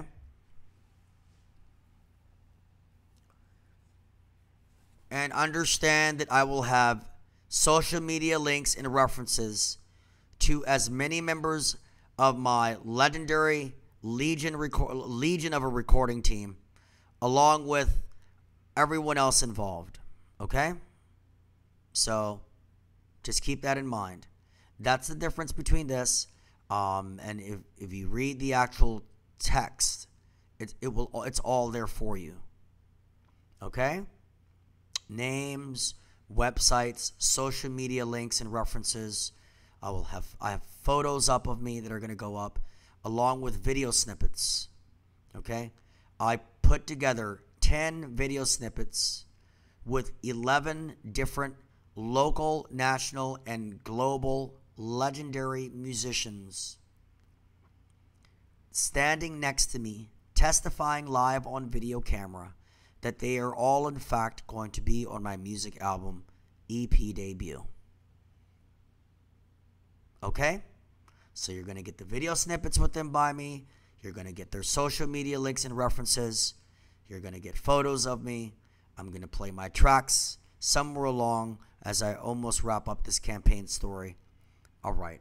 It's all good. Okay.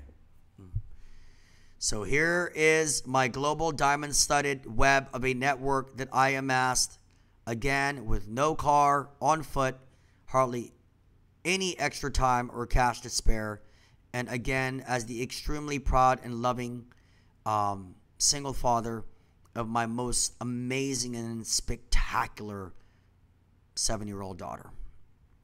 Number 1, D. Messier, production supervisor at the Discovery Channel. Number 2, Jennifer Conway of the premier entertainment company out of West Hollywood, California, Asylum Entertainment, ASYLUM Entertainment in Los Angeles, California.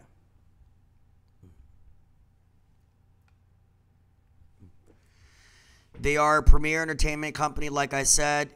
They filmed both the iconic and legendary Henry Rollins, our very own Henry Rollins of Black Flag, and I walking and talking inside of the historic park in the heart of Upper Northwest, Washington, D.C., our nation's capital, DuPont Circle, which is where my parents met and where I met the mother of my daughter and where I've had some of the most amazing random run-ins, happenings, and experiences with some of the most amazing people ever.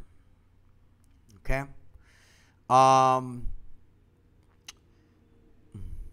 I want you to know something that I realized the other day that blew my mind. It was the 3rd of May, 2013. This was 16 months ago, everyone. And I was in DuPont Circle, and I saw a film crew following Henry Rollins around. By the way, I just learned a couple nights ago that Henry Rollins was in the movie Heat. That's right, Michael Mann's Heat, H-E-A-T, with Robert De Niro, Al Pacino, Val Kilmer, Hank Azaria, and so many more.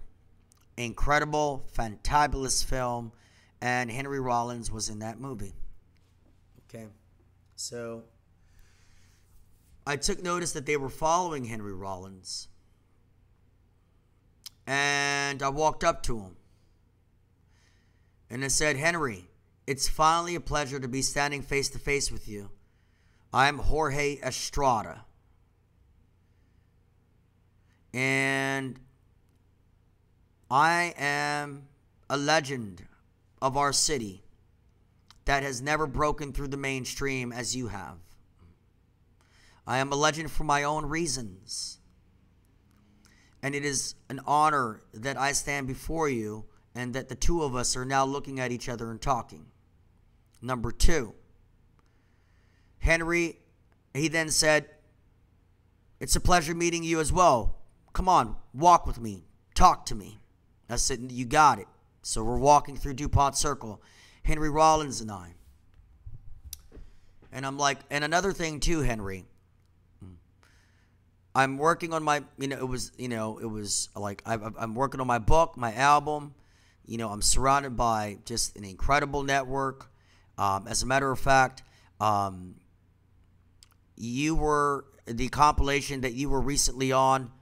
He was on a compilation titled West of Memphis, Voices for Justice, which features the king of Hollywood and the biggest star on planet Earth now and of the last 15 years, Mr. Jean-Christophe Dieppe, otherwise known as Johnny Depp.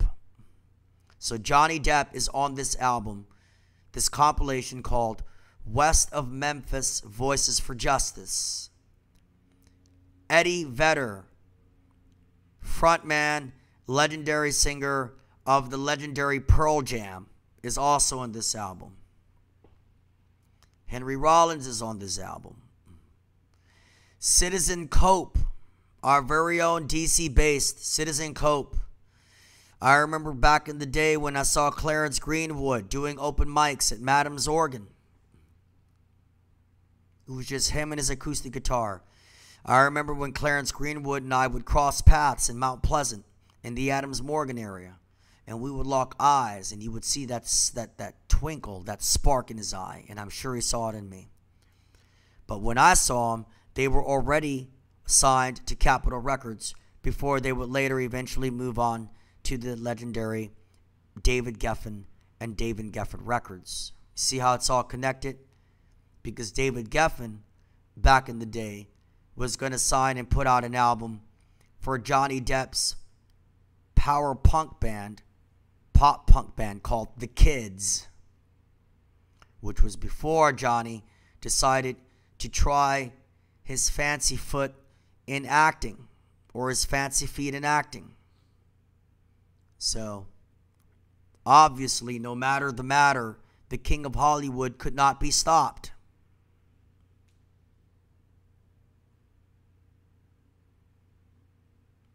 Okay. So anyway, Henry Rollins is on this compilation with all of these folks, right?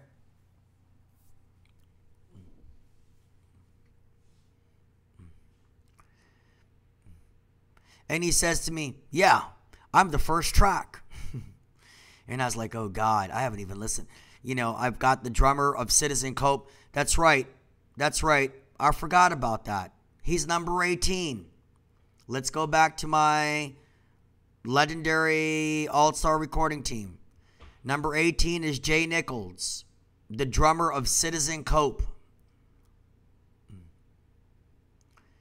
They call him, I believe, the forefather of the Sultan swing sound on drums. He is an instructor at the School of Rock, I believe, in Bethesda, Maryland, if not Silver Spring, Maryland. And he's also drummer for a Bruce Springsteen tribute band called Bruce in the USA. But Jay Nichols initially agreed to play drums on top of my music before I was introduced to Robert Mousy Thompson, who is, again, James Brown's former personal drummer of 15 plus years. And Citizen Cope, pretty remarkable career. Clarence, he really made something out of himself. And he's not the only one I know out of DC that did big things. Obviously. I mean, everyone I've mentioned has done something big. All of them. I don't think there's one person that hasn't done something big. Something substantial. With substantial people and substantial names. There's not one single person. Not one. Now you see why it took me so long to put this together, because I couldn't leave anyone out. This campaign was a victim of its own greatness. It was. A force beyond the force that's promoting it. So anyway, back to Henry Rollins and I. So the Discovery Channel's still filming us. And he says, look, man, I've got to roll, but it was great speaking with you. I said, right back at you. I said, listen, man, I want to stay in touch with you since I've got this already amazing network of people. And I'm working on my book and my album and all this other stuff and the documentary. He said, email me. Just go to my website. Look, you'll see my email address. Contact me. And my response was, yeah, right. You know how many emails you get, Henry? Like you're going to remember me. He said, no. I will remember you. Jorge Estrada. Right? I said, exactly. Email me. I'll email you back. So I emailed him, right?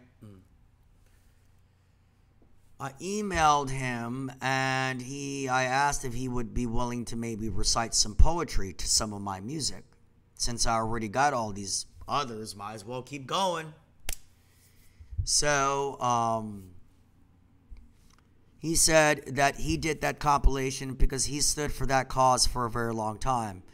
And we didn't have time for me to get into my cause. But he said he doesn't do music anymore, but to stay in touch. And that when this is all said and done with, I can share it with him, and I will.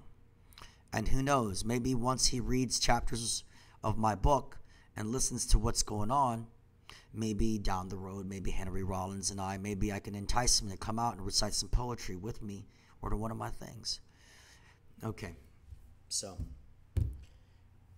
I don't know if I was filmed by that Premier Entertainment Company, Asylum Entertainment Company, for the documentary. Okay, they were following Henry Rollins for a documentary titled 10 Things.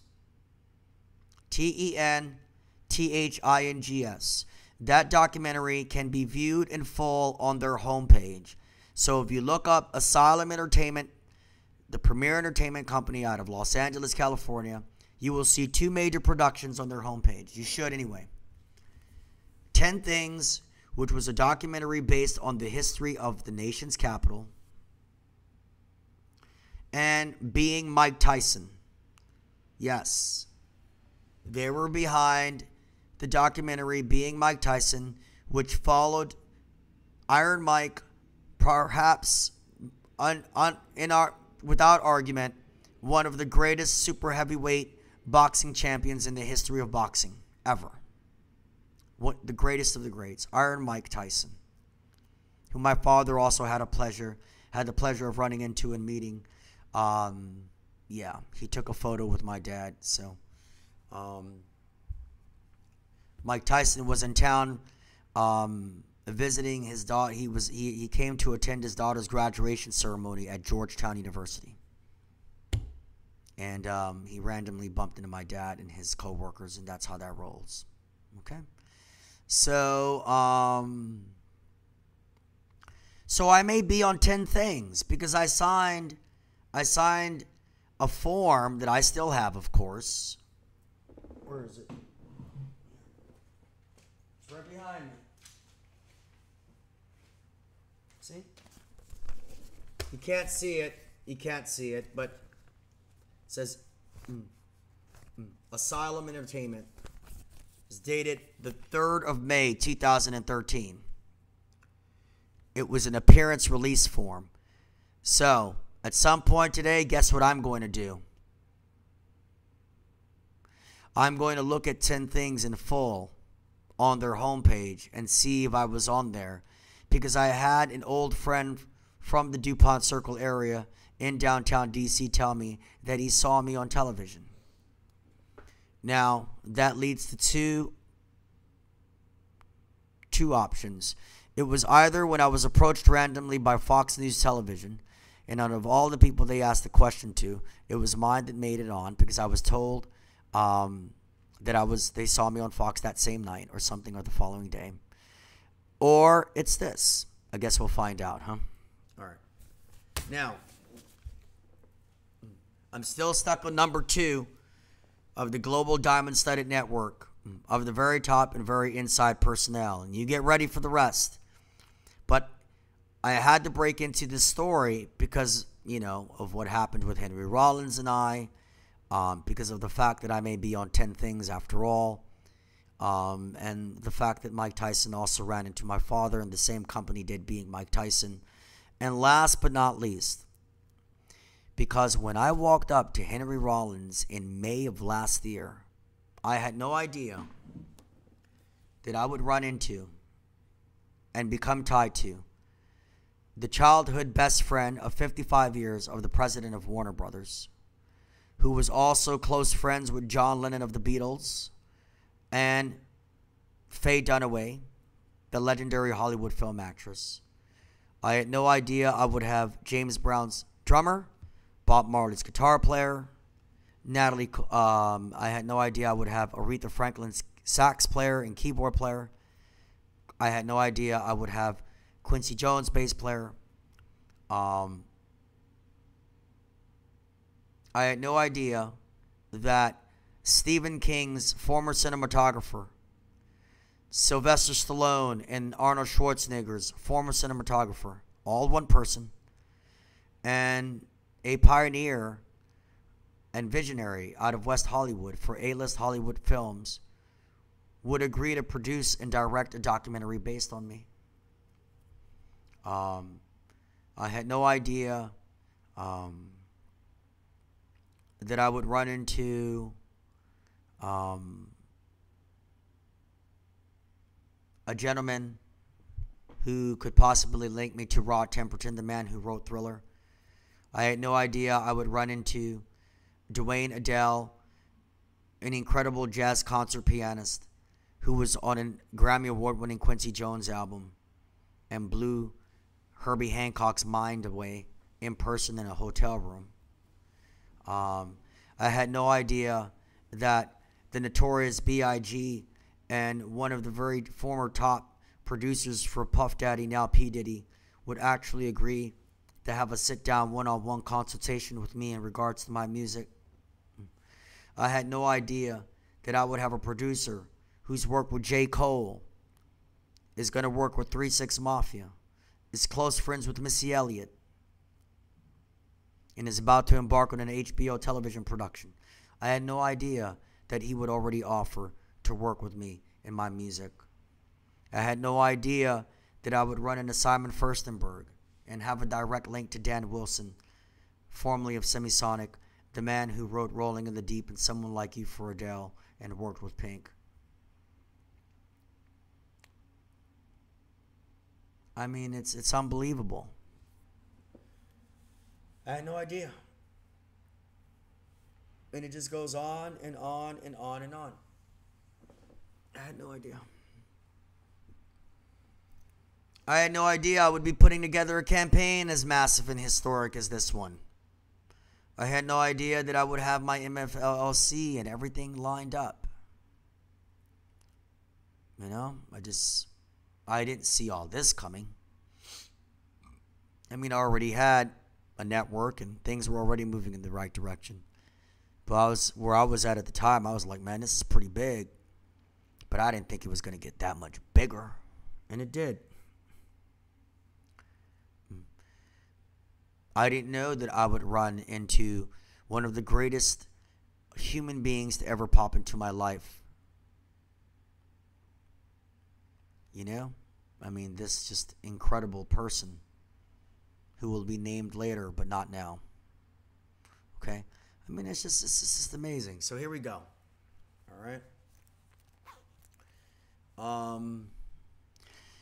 Back to my global diamond-studded web of the very top and very inside personnel of the most notable, regarded, reputable, biggest, and historic companies of this nation and the world. Number 3, Casey Hebert, Hebert, the technical director for Anderson Cooper's AC360.com on CNN television. It's been a while since I spoke with Casey. I must communicate with him, but the last time I checked, he was.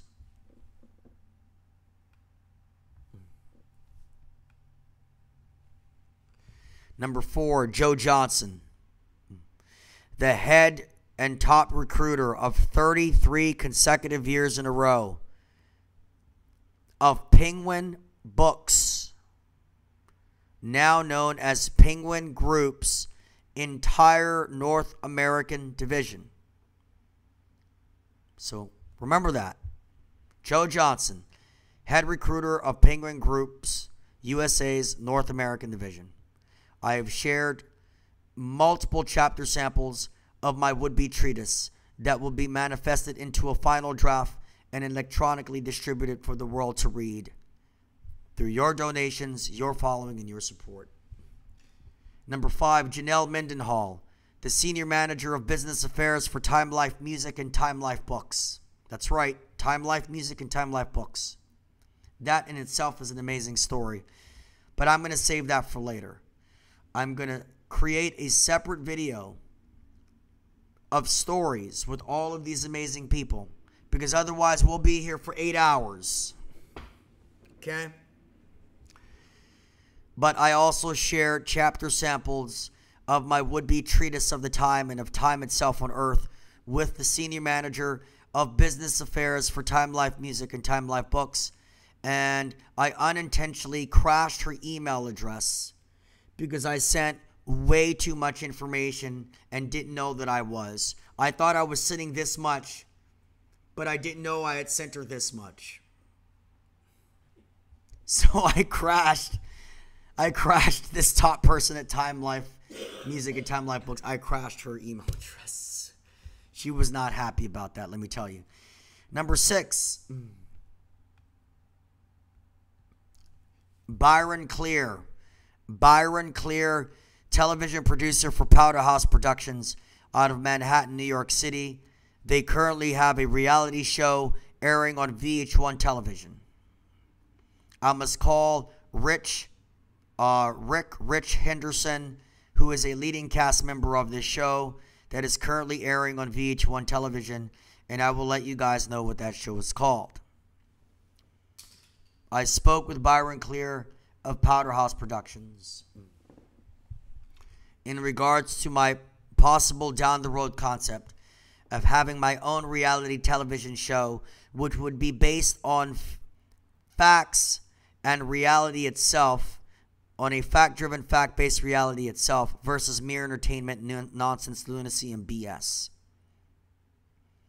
I doubt that I'll do it, but I said if I would, it would have to be after the completion and success of my MUTATIO FORMULAE LLC global media and fundraising campaign, my first fully mastered and ready single of a song or EP, and treatise online and everywhere else.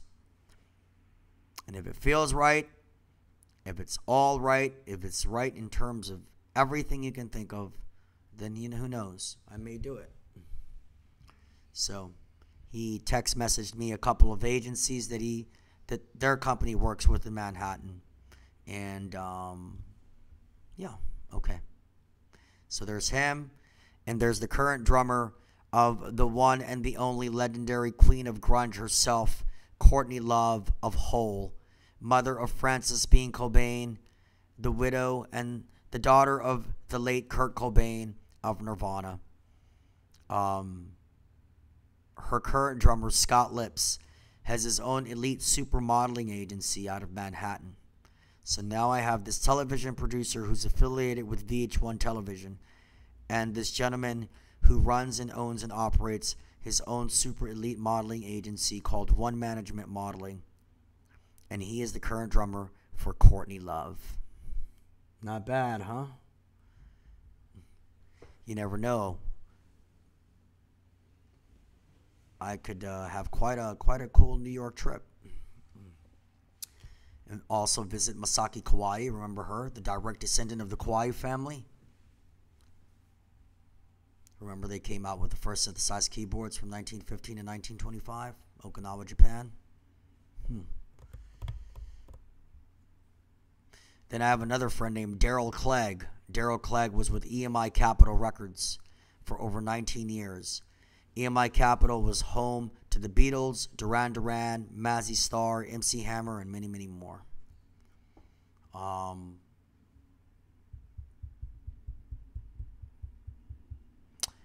and some more New York City. Scarafina, singer and founder of an underground DC band.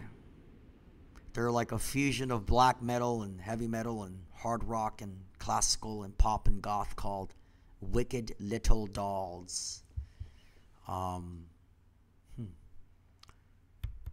Boy, it's turning out to be quite a New York bunch, isn't it? All right, so number 7, Derek Ward. Derek Ward is general assignment reporter for NBC4 News, WRC Television. He has agreed to do a feature cover story on me once the time is right, which is shortly. I love Derek Ward. In some of my most intensely pressured and dark times, in some of the darkest times, meaning just where there was a lot of intensified pressure, called him, he was there for me. One day he surprised me. I was in DuPont Circle when he said it to me. He said, look, man, I'll do a feature cover story on you. I said, awesome. When the time is right. Number 8, a television producer. Her first name is Yolanda. I'm not sure if her name is Brown or Johnson, but I'm going to contact a production editor with ABC 7 News, WJLA Television, because when she randomly saw photos of what will appear on my book, my album, my merchandise, my website, this campaign, she was like, wow. And when I told her what was up, she said, go for greatness, Jorge. Quote, I'll never forget that. She said, go for greatness. She's with the production team for ABC 7 News, WJLA Television with Renee Knott, Maureen Bunyan, and all the rest of them. And I've already met all the crew in the ABC building here in Roslyn, by the way. I had a conversation with Renee Knott, with Arch Campbell. Yeah. I ran into Arch Campbell a few times at our neighborhood CVS with my daughter. Okay. He walks by and sees me after seeing and talking to me more than once. He goes, hey, how are you doing? I'm like, I'm all right, Arch. I'm all right. Can't believe I'm talking to you when I used to watch you as a kid on NBC4 News when you were with NBC4 News versus ABC 7. Okay, so number 9, Angelina Gonzalez, production manager for Gannett News Agency, which publishes the #1 ranked newspaper in the entire nation, USA Today. And they're also behind WUSA Television, CBS News, Channel 9 here in our nation's capital. Number 10, Mr. John Fulmer, who is my direct link to the head of the Department of Historic Studies at Penn State University.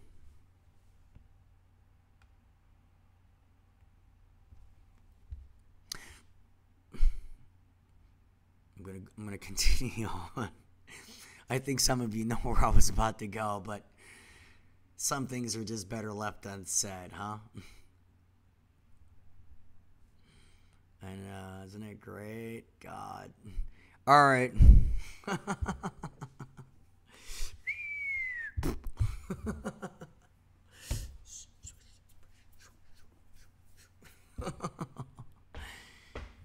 Oh, man.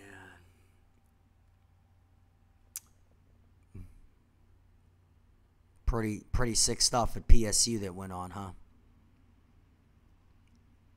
I know, man.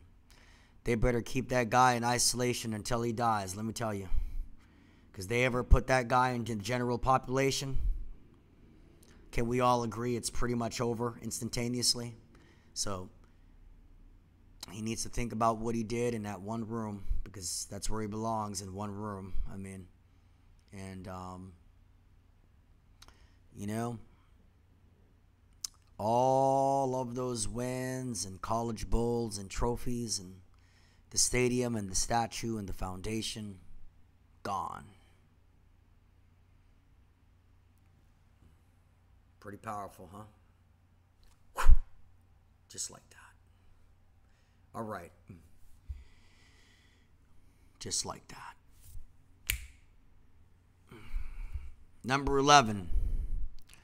Jane Doe excuse the title of her blog, not because I have a problem with it, because I believe in freedom of expression, but because, you know, I'm a father and I don't want to give misleading impressions, and I don't want people who may be eager to find misleading impressions about me that they can jump on any chance of jumping on anything that doesn't even exist in the first place.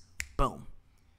So, Jane Doe is the blog editor for fashionfuckery.com. FASHIONPHUCKERY.com. Fashionfuckery.com with a PH. Again, FASHIONPHUCKERY.com. She interviewed the daughter of the late king of rap, the notorious B.I.G., Tiana Wallace. Biggie's daughter is also a fashion design major at Penn State University.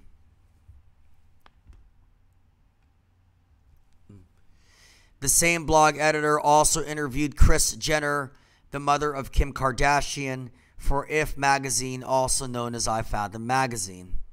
She recently interviewed a leading cast member of Miami Housewives.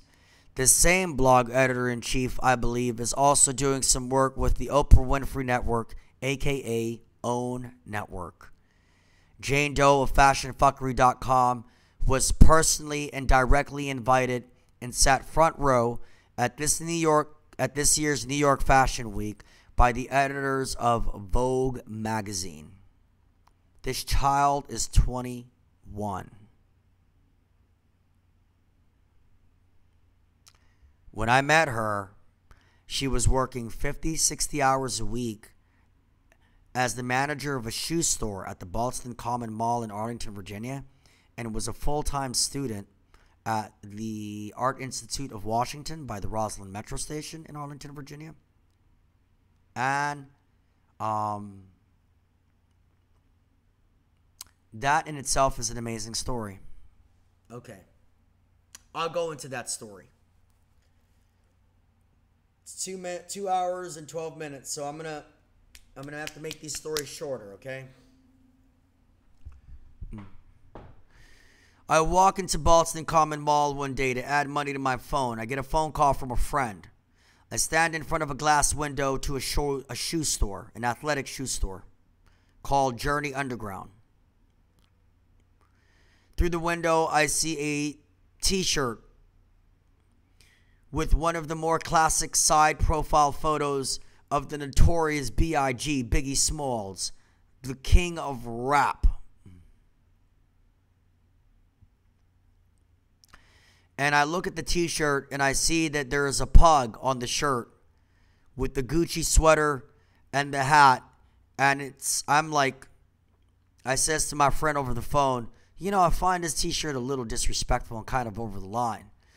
What if Biggie's mom, Valletta, or his daughter, Tiana, walked into the store? How would they feel seeing that shirt after their son was murdered? But the store was closed. So I forgot about it.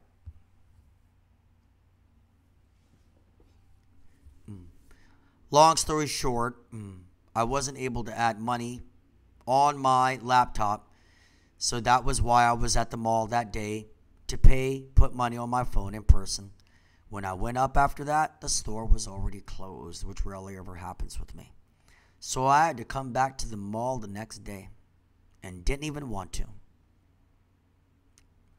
I walk in the mall. Did I in any shape or form remember what happened the day before? Nah, not even a strand. I walk by the store coincidentally enough again, and I'm like, oh, that's right. And the store is open. So I'm reminded again. Even after it was erased from my memory database, I was like, wow. I said, should I not? Should I not? Are you overreacting? Will you sound ridiculous? I said, nah, do it. So I walk in, right? I walk straight to the register. I go, excuse me, can I talk to the manager, please? She goes, I am the manager. Can I help you? I said, yeah, you can. She said, how can I help you, sir? I said, so there was a shirt right behind her. It was the same shirt. So the shirt was at the front display window and behind her. So she's behind the counter, behind the register. The shirt is behind her and also displayed at the front window. I said, look, I'm going to be quite honest with you. You know, I mean, I'm not one to get overtly emotional, psychoanalytical about things. I don't see the use of it. I can't stand drama, especially negative drama.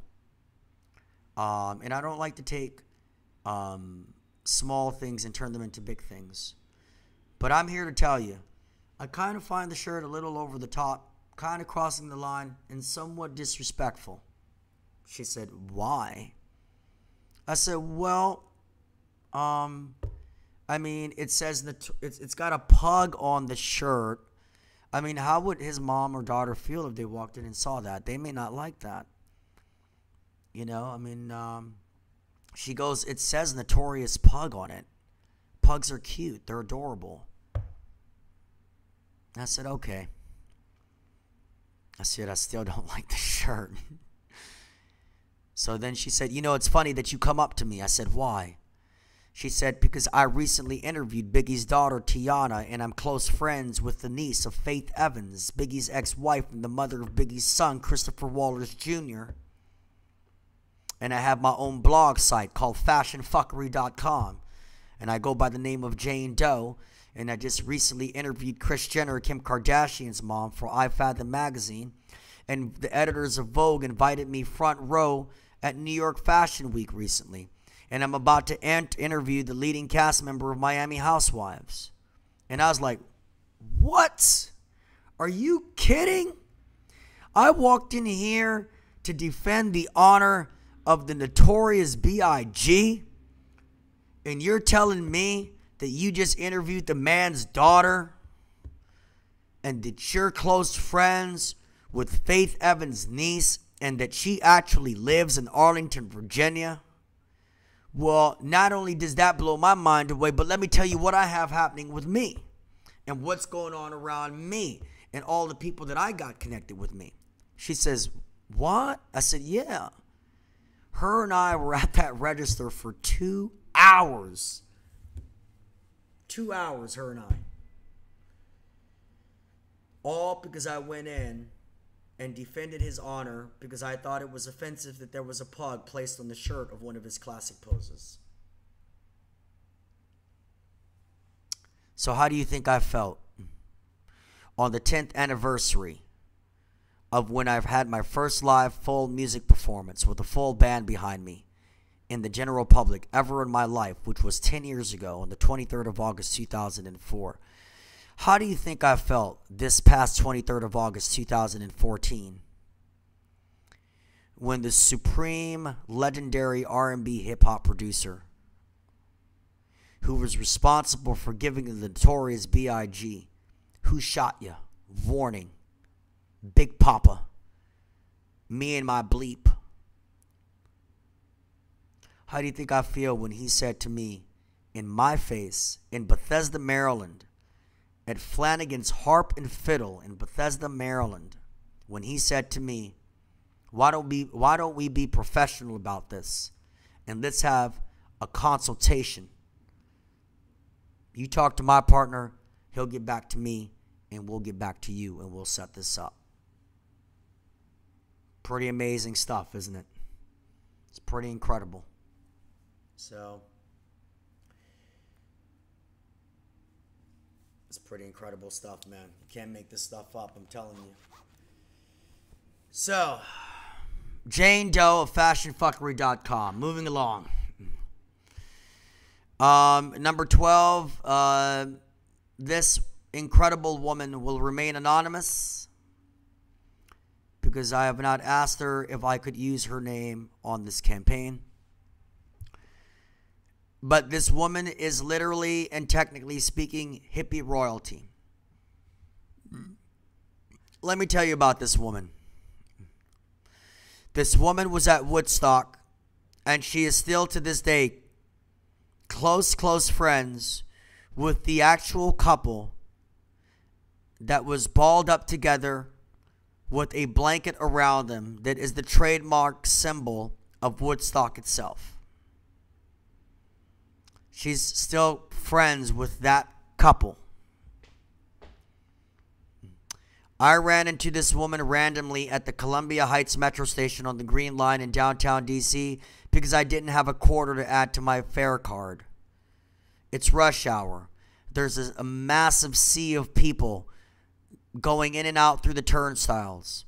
I randomly select and pick this one woman with quicksilver hair. She says to me initially, "I'm sorry, honey, I don't have a quarter for you." The attendant inside of the Metro box office says, "Just pass on through, don't worry about it." I pass on through. She turns around and goes, "I found a quarter for you." I said, "That's okay." We instantaneously clicked. She is 60 years old. And one of the first things she said to me was,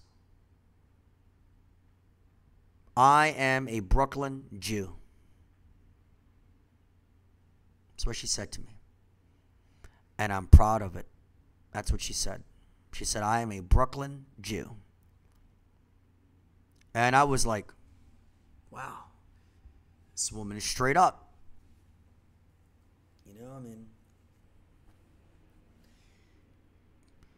I love to hear people be like that about what they are and who they are, genetically and historically, and not use all of the tools and mediums and practices of this society's, nation's, society and culture to ostracize and obfuscate, to selectively and willfully omit, and to deny and ignore, and to put down that which they are and where they stemmed from. So I wish I could name her, but when she said that to me, she had a friend right there. Absolutely. Respect. Respect. So, she, by chance, happens to be the lifelong childhood friend of the long-standing president of Warner Brothers, INC. Can you imagine that? This woman I asked a quarter. Do you understand the story? There were 50 to 100 people going in and out, and I went, excuse me, ma'am, do you have 25? I don't have any change. I just need a quarter to add to my fare card. Do you have a quarter you get spare just so I can put on my fare card? Can you imagine? Lifelong childhood friends of 55 plus years of the long-standing president of Warner Brothers. He is now the vice president. He voluntarily stepped down from president to vice president because of his age, and he wants to take it easy and spend more time with his family, as she told me. This same amazing member of hippie royalty, of Woodstock royalty, and long-standing best friend of the president of Warner Brothers, and this proud Brooklyn Jew. She sounds like something, does she? She is.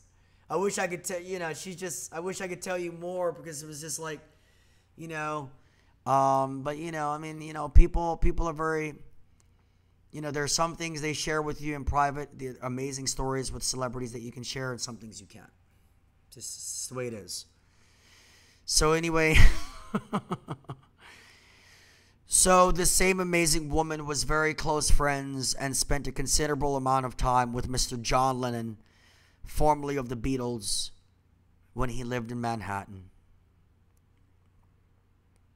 Yeah. She was also very close friends with Hollywood legendary actress Faye Dunaway, who at the time was dating Jay Giles of the Jay Giles Band. And she accompanied Faye Dunaway and her boyfriend Jay Giles and his band on a worldwide tour in the 70s, as they were the opening act for the Rolling Stones. Imagine how much fun that must have been. Going on a worldwide tour, and your best friend is Faye Dunaway, and you're on tour with the Rolling Stones? God. Only God knows how much fun that woman must have had. I mean, let's be frank about it. I mean, seriously. Imagine touring with the Stones in the 70s. Okay, so let me hurry up here, because I've got 35 minutes before this thing shuts down. 34. Number 13, Debbie Nathanson, post-production supervisor for National Geographic Television. Number 14, Jason Charles Miller, the editor-in-chief for Kerrang, the #1 weekly rock magazine in the world. We'll get into him later on. 15, an A&R rep with Sony BMG Records to someone I know named Vincent. They are cousins. He now lives in the Long Island, New York area. Joe Hodge. Don't know if this is currently the case, but he was the Mid-Atlantic Regional Director for EMI Capital INC, EMI Capital Records. I believe that they are now under Sony Music Group. EMI Capital had some of the following artists on their label: The Beatles, Nat King Cole, Mazzy Star, Duran Duran, MC Hammer, and many, many more.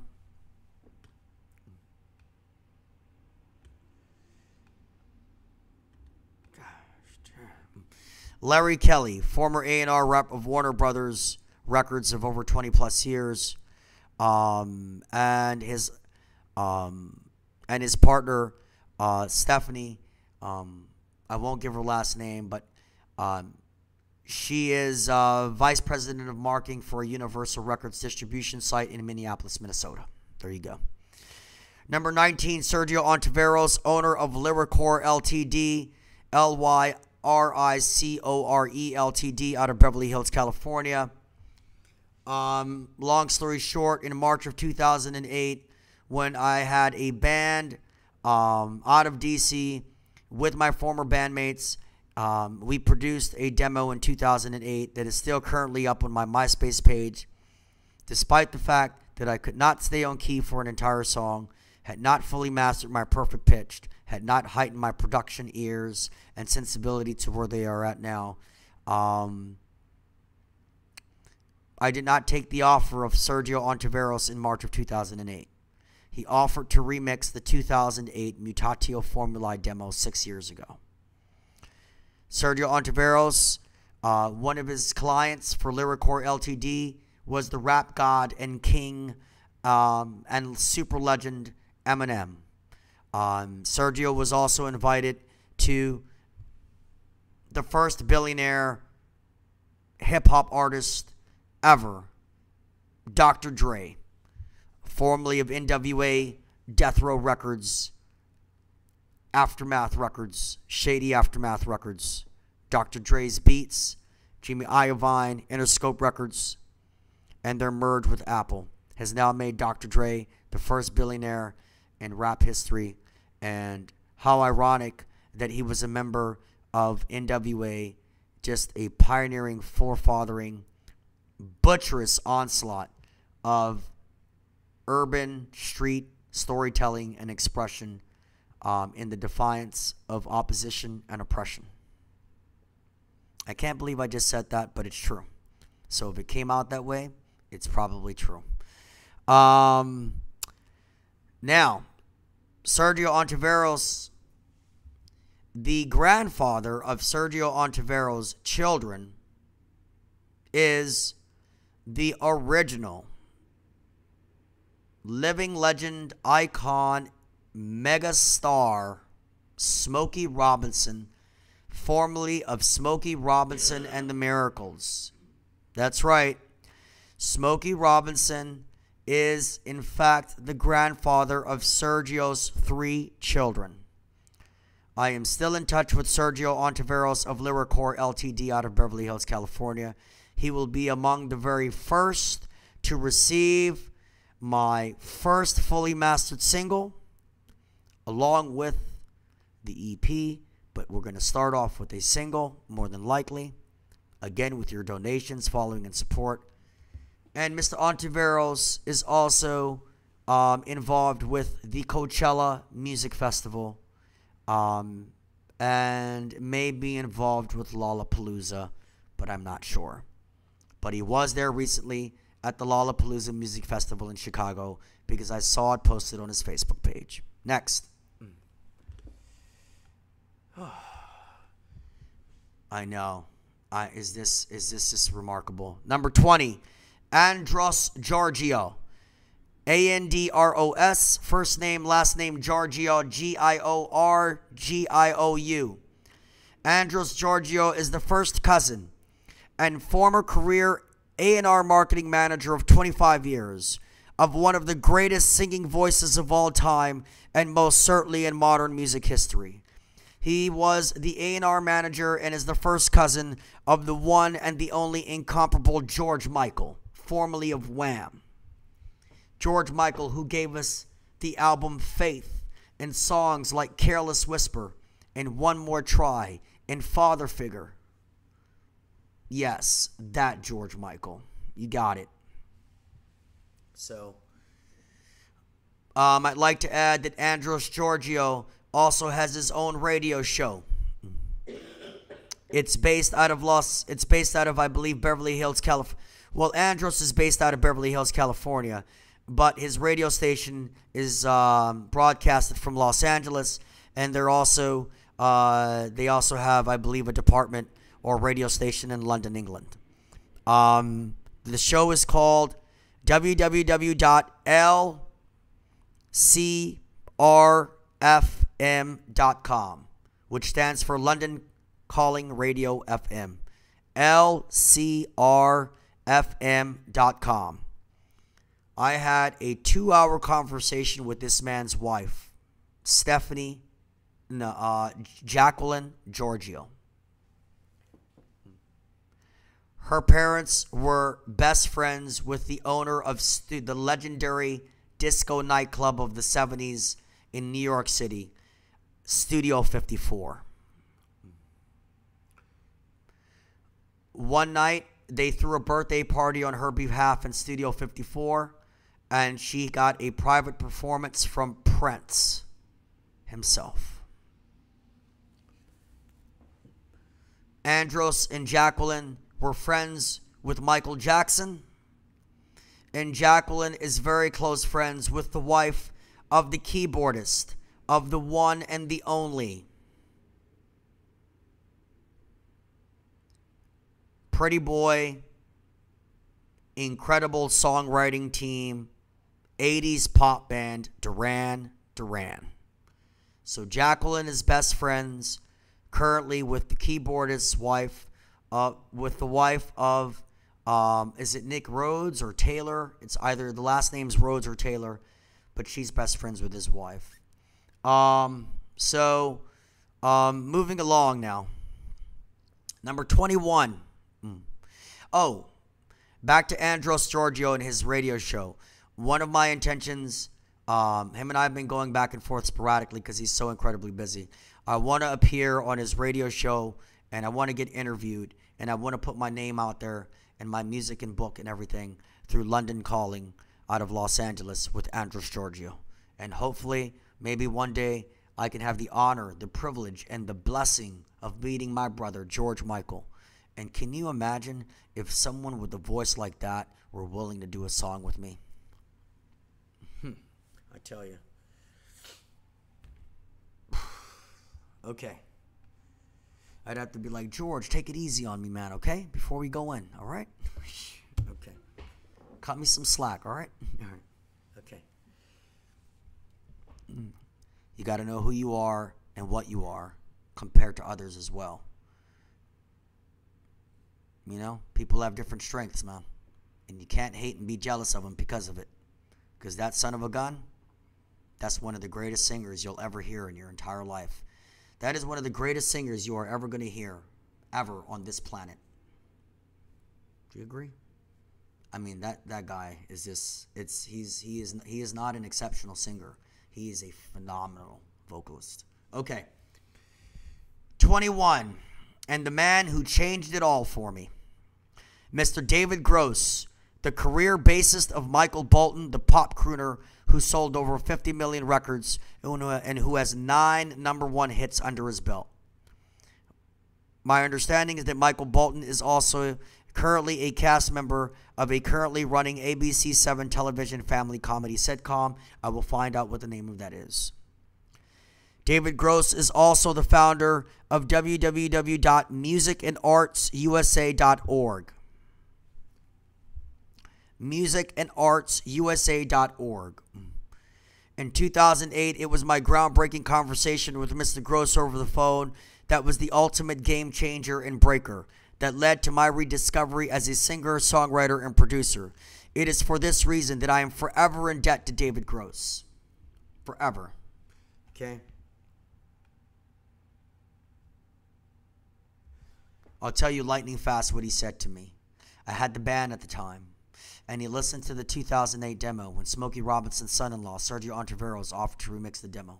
And he goes, Jorge, you guys, this is original. It's mega powerful. You're a wall of sound, but it's rigid. You lack the most important ingredient of them all. Think of Whole Lotta Love by Led Zeppelin and Jumpin' Jack Flash by the Rolling Stones. Despite how heavy and thunderous those two songs are in terms of rhythm and sound, they have the one element that you're missing, groove. I know that you are deeper than this. Dig into your crates.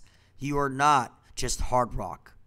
And you're just going to get narrowed down into the hard rock, prog rock, heavy metal, goth scene. And you're not just that. You're much more than that. And it was that conversation that inspired me to go back to what I have been listening to since I was a child, as a teenager, and as an early adult. All right, so David Gross played my old demo with the former bandmates and shared it with Richard Goderer, the founder of Sire Records, the legendary Richard Goderer of the legendary Sire Records, INCSIRE. Richard Goderer discovered and signed the following legends. He signed the Queen of Pop, Madonna. He signed the godfather of hardcore gangster rap, Ice-T. He signed the legendary New York City in and out masters of power pop punk, the Ramones. He signed Deborah Harry and Blondie. He signed, just so many. He signed the Go-Go's. He discovered Belinda Carlisle and the Go-Go's. So Richard Goderer is beyond legendary because Belinda Carlisle has an amazing voice. So with that said, at the time Richard Goderer was like, David told me that he said, I'm not interested. That's okay. It's okay. This was years ago. It's all right. We're here now. I can locate Richard Goderer again, probably if I want to, somehow, some way. So it's no biggie. But thank you, David. I love you. Number 22, Julie Hoffman, tour manager for the Miss America organization. Her and I, we randomly met. We went out on a date. I picked her up from the hotel. We went to a restaurant. En route to picking her up at the hotel she was staying at, the St. Gregory Hotel on 21st and M Street Northwest in Washington, D.C. I'm standing in front of Washington Circle Park, waiting for the red light to turn green, and a four-door black sedan pops right in front of me, glistening and glowing. And who's staring at me? And I'm staring at him, and we're locking eyes with each other? Bill Clinton. I know. I'm telling you, can't make this up. I'm on my way. I just met randomly, I don't know if it was the same day or days prior to, the tour manager of the Miss America organization based out of New Jersey, Julie Hoffman. We run into each other at the Courthouse Plaza in Arlington, Virginia. I catch the blue line, get off Foggy Bottom. I wait at a red light. I'm staring at Washington Circle Park. Bill Clinton is staring at me for a glistening, polished, four-door black sedan with security drive right behind him. Obviously, Secret Service, more than likely. We lock eyes intensely. They drive off. I go to the St. Gregory Hotel on 21st and M and walk straight down New Hampshire Avenue and 22nd Street. Hang a right, pick her up, go to the restaurant across the street. Okay. So, 23, Joe Conti, the host of the ARC channel on the Comcast On Demand network, which is the channel for arselect.com, SELECT.com, a major marketing, licensing, and publishing artist agency in downtown West Hollywood, California, on Santa Monica Boulevard. The last time I spoke with TV host Joe Conti, he decided to make me a permanent lifetime ARSelect.com member. They had, which was years back, a total viewership of over 16 million. Don't know where that viewership number is in the present. I will eventually contact Mr. Joe Conti very soon. They are affiliated with film directors, television producers, and record labels worldwide.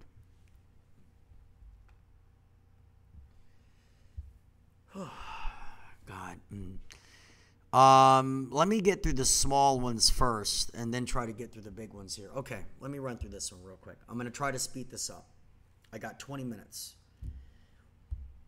Once it lapses, I'll have to do another video then. Call it part 2. Right? Part 2. Can you imagine? I did the first one like this last night. It took 3 hours. It's unbelievable, man. Number 24, Jason Charles Miller, the founder and frontman of the DC-born industrial gothic metal hard rock worldwide renowned band Godhead. They were signed in 2000-2001 by the one and the only living legend, icon, and superstar Marilyn Manson, and his now long been defunct record label titled, then, Post-Human Records.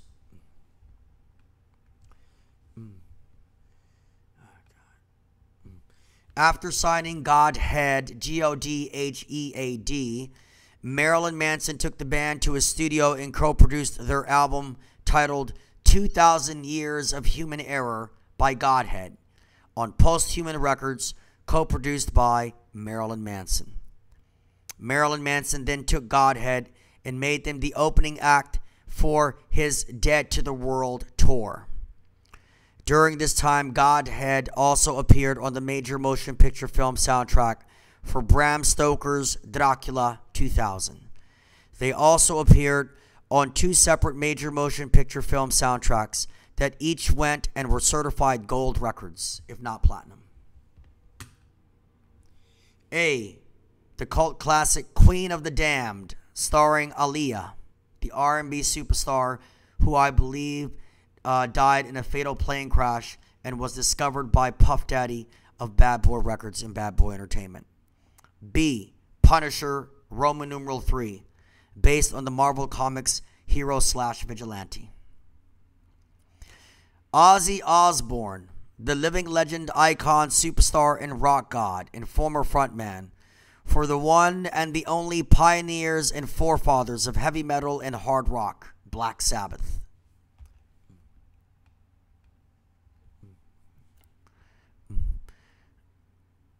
Ozzy Osbourne personally asked Jason Charles Miller and his band to headline the second stage at Ozzy Osbourne's music festival titled Ozfest. Godhead has performed live in front of over 3 million people throughout their career at the largest music festivals in the world, such as both the Reading and the Knebworth music festivals in England. Godhead would later join forces with Reeves Gabrels, the guitarist for the incomparable living legend, icon, mega superstar pioneer David Bowie. Reeves Gabrels appeared on the groundbreaking drum and bass and jungle electronic album of David Bowie's titled Earthling, which was released in 1997. That's another one. David Bowie. Try to understand that one. You know? I mean, just try to grasp that talent, man. That's just like, I mean, that guy is really, I'm telling you, the man's a Martian. Okay. All right. You know I love you, David. What an honor it would be to meet with you. And that's it right there. Jason Charles Miller of Godhead, when they disbanded, he embarked on a solo artistic career of his own in the genre now known as Americana music. He is also doing top-notch music recording production out of his home-based recording studio in North Hollywood, California.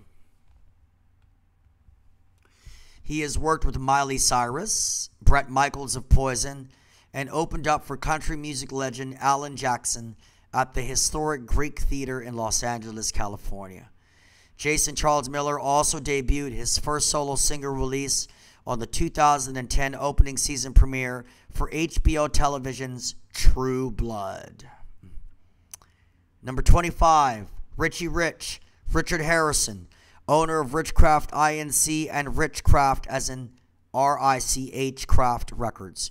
He won a Grammy for Producer of the Year for his song I'm Crazy in Love by Beyonce featuring Jay-Z. He also received a Grammy nomination for production on Usher's titled Confessions album. He has worked with Janet Jackson, Mary J. Blige, Jennifer Hudson, and many others. He is affiliated and tied to the one and the only supreme legendary record label, Atlantic Records, which was founded by Mr. Ahmet Erdogan of Turkey, the man who signed not only the Queen of Soul herself, Aretha Franklin, along with Stone Temple Pilots, but the man who signed perhaps the greatest musical force ever, the mighty and incomparable Led Zeppelin, the greatest hard rock band and music unit ever.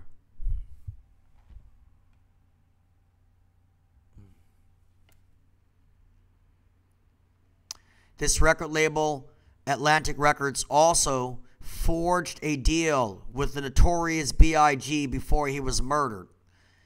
Biggie established his own record label called Big Beat Records. Big Beat Records and Bad Boy Records and Entertainment Inc. would appear on the debut album back cover of Conspiracy by the rap protege group of all of Biggie's childhood friends and fellow running posse members of his Brooklyn neighborhood called Junior Mafia. Junior Mafia, their album went gold, and the album had 2 certified platinum singles, Get Money and Player's Anthem, and a member of Junior Mafia would give birth to Lil' Kim, the queen of hip-hop. So Big established Big Beat Records, which then drew a contractual affiliation with Atlantic Records. So that's how that went. Okay, so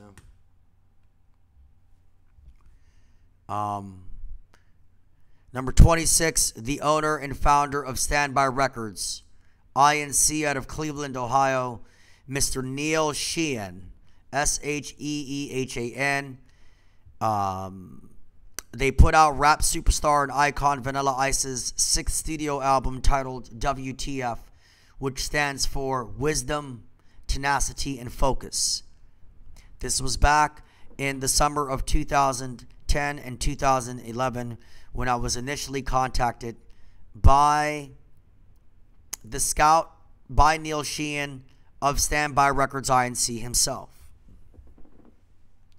He said that him and his production team ran across my 2008 Mutatio FORMULAE demo with the former bandmates and said that it wasn't bad and that if I could fly out to Cleveland, Ohio with all amenities covered, but would have to pay the studio recording fee of $25 to $35 an hour. And that the songs were good and decent, but that they could take it to another level. So, as a result of that email, Vanilla Ice, his tour manager Chuck Kwan, and Vanilla Ice's entourage and I all chilled like villains in Vanilla Ice's VIP section on 2 separate occasions. One was the 24th of June, 2010, at McFadden's in the nation's capital. And then I believe it was either the 5th or the 8th of October at the Power Plant Live in Baltimore, Maryland. If you go to my Facebook page, there is a photo album filled with photos of Vanilla and I at the Power Plant Live in Baltimore, Maryland. He actually took a selfie of the 2 of us. He likes selfies, and he was down to earth. He was real. He was cool. He was laid back. Good vibes. We had a good time, and it was memorable. And it's actually the night at the Power Plant Live in Baltimore, Maryland, when at the end of it all, I'm outside, and he's at the tiki bar, and then we end up running into each other again. One last hurrah. And we put our arms around each other. He gives me a hug and says, "My main man." I'll never forget the way he said that. That's exactly how he said it to me. He looked at me, and he gave me a big hug, said, "My main man." And then we wrapped our arms around each other, and we both smiled for the camera. And that is, in fact, the picture that is in my profile picture on my Facebook page, alongside with the background photo of me in my Roman noble costume as I'm sitting at the historic fountain of DuPont Circle, where my mom and dad met, and where I met the mother of my daughter, and many, many more amazing, brilliant, otherworldly individuals. So that's that picture in the profile picture. Now, I see I got 9 minutes here, so let me try to wrap this one up here. What ended up happening is that they also, at the time, Standby Records INC out of Cleveland, Ohio, in the summer of 2010, when they contacted me about my music back then to fill a roster spot, because they had just released an album called We Stitch These Wounds for their band, Black Veil Brides. That band would go on to become the #1 quote-unquote metalcore band in the country. Then that band followed up their second album, after what Standby did for them, with Universal Records. After that, they headlined the Vans Warped Tour, the Alternative Press Magazine Tour, and they are featured on both major motion picture film soundtracks. #1, Transformers Roman numeral 3, and the horror film classic Scream Roman numeral 4. Okay? So, and they were given the Revolver Golden Gods Award or something like that by Kerrang! Magazine, which is the #1 weekly magazine of rock and roll in the entire country. And again, remember, Jason Charles Miller of Godhead is editor-in-chief for Kerrang! Magazine. Isn't that wild? And David Gross, Michael Bolton's former career bassist, actually worked on the remix of Godhead's biggest single, their cover of the Beatles' Eleanor Rigby, back in 2001. And remember, David Gross shared my CD years back with Richard Gottehrer, the founder of Sire Records. And Richard Gottehrer, in the late 90s, worked with Godhead. I know, it's just unbelievable stuff. So anyway, they made the front cover of Guitar World magazine. And you must be wondering, why didn't I take the 2 offers from Smokey Robinson's son-in-law, Sergio Ontiveros, in March of 2008? Why didn't I run with the offer from Neil Sheehan of Standby Records INC out of Cleveland, Ohio, in the summer of 2010? Because, #1, I had already assembled a network of musicians locally based that were legendary. #2, I did not want to pay $25 to $35 an hour. God knows how many hours it would have taken to put that together. #3, and most importantly, because my daughter is my top priority, yesterday, tomorrow, and always. And I just didn't have the extra time, didn't have the extra money or energy to go out there to galvanize all the former bandmates when I don't even know how it's going to turn out, where it's going to go, what they're going to do with it. Am I going to have controller rights over my music? So I didn't do it. And I didn't take Sergio Ontiveros' offer 6 years ago in March of 2008. You know why? Because I didn't want to misrepresent and embarrass myself in front of him and fly all the way out to Beverly Hills, California, for him to be like, you can't even stay perfect pitch and stick to a song from the beginning to the end. So we're going to remix this, but we're going to have to find a professional singer that can. Hell, if I'm going to fly all the way out to Beverly Hills and meet him and meet his ex-wife and kids and Smokey Robinson and have him play my music and be willing to remix to go in the studio and make an ass out of myself, I don't think so, pal. So, if that makes any sense to you, that's why I didn't take the offers. So, but here we are now. We can't do anything about yesterday. All we can do is now and tomorrow without disregarding the past. So, my ears, my voice, everything's ready. All I need to get ready now is my body. I need to drain and clear my sinuses every day because of my perennial seasonal allergies. I need to stay on top of my diet and all the food that I'm allergic to that plugs up my sinuses, clogs my throat, inflates my stomach, and turns it into a soccer ball. Yes, I went there. I have to stay on top of my diet and my hygiene so that I'm completely open and so that I can share my voice with all of you through your donations, your following, and your support. Okay?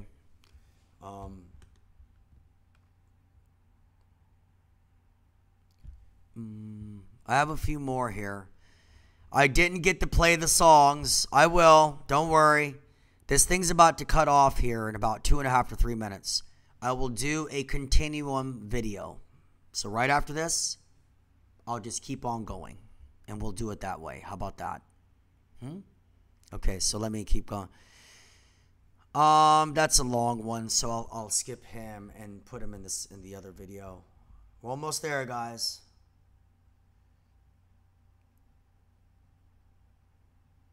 Let's read some short ones. Howard Brown George, a television producer who is seeking to launch a new TV show on the premier African-American cable channel TV One. He personally met with the legendary brothers of comedy, the Wayans Brothers. One of my all-time favorite comedy movies is Major Payne. Don't you love it? I said, I am Major Payne.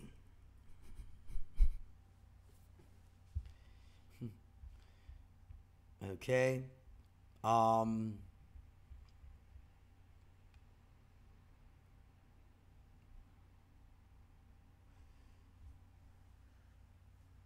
going to read some of the short ones right now with 2 minutes left. Let me pick one more, and then I'll continue on and jump right back on track with the next video. All right? Because I know it's going to cut off here in a few minutes. Okay, here are 2 good ones. David Mays, wonderful, incredible man. He is business partner of www.phare, Phare.biz, a top-notch premier audio-visual support and event management company. These guys hold events at the Mellon Auditorium, I believe, which is on Constitution Avenue here in my city. And for those of you of this area, your city, the District of Columbia, Wash, period. Okay? So it winds down, and we're going to go into part 2, which is simply a continuum of all this. Like I said, I told you that my legion of musicians was beyond legendary. I told you they worked with many of the most famous and well-known names you've ever heard of in your life. And I told you that this was a global diamond-studded web of a network, of the very top and the very inside, of the most notable, historic, reputable, regarded, and biggest companies of this nation and the world. And I wasn't playing around. No exaggeration, no hype. This is all factual. No fiction, no fantasy, no lies. No delusions. No delusions of grandeur. No misinformation or misrepresentation. None of it. That's how this album will be when it's done. That's how this treatise will be. That is how this documentary will be. And I have yet to get into Rachel Dunn. Rachel Dunn, who is going to produce and direct a documentary based on me. She won Best Cinematographer of the Year at the International Film Festival in 2005 for horror film legendary writer Stephen King's Gotham Cafe. She's done films for Sylvester Stallone and Arnold Schwarzenegger and is considered a titanic pioneer and visionary by a long rack of A-list Hollywood film producers.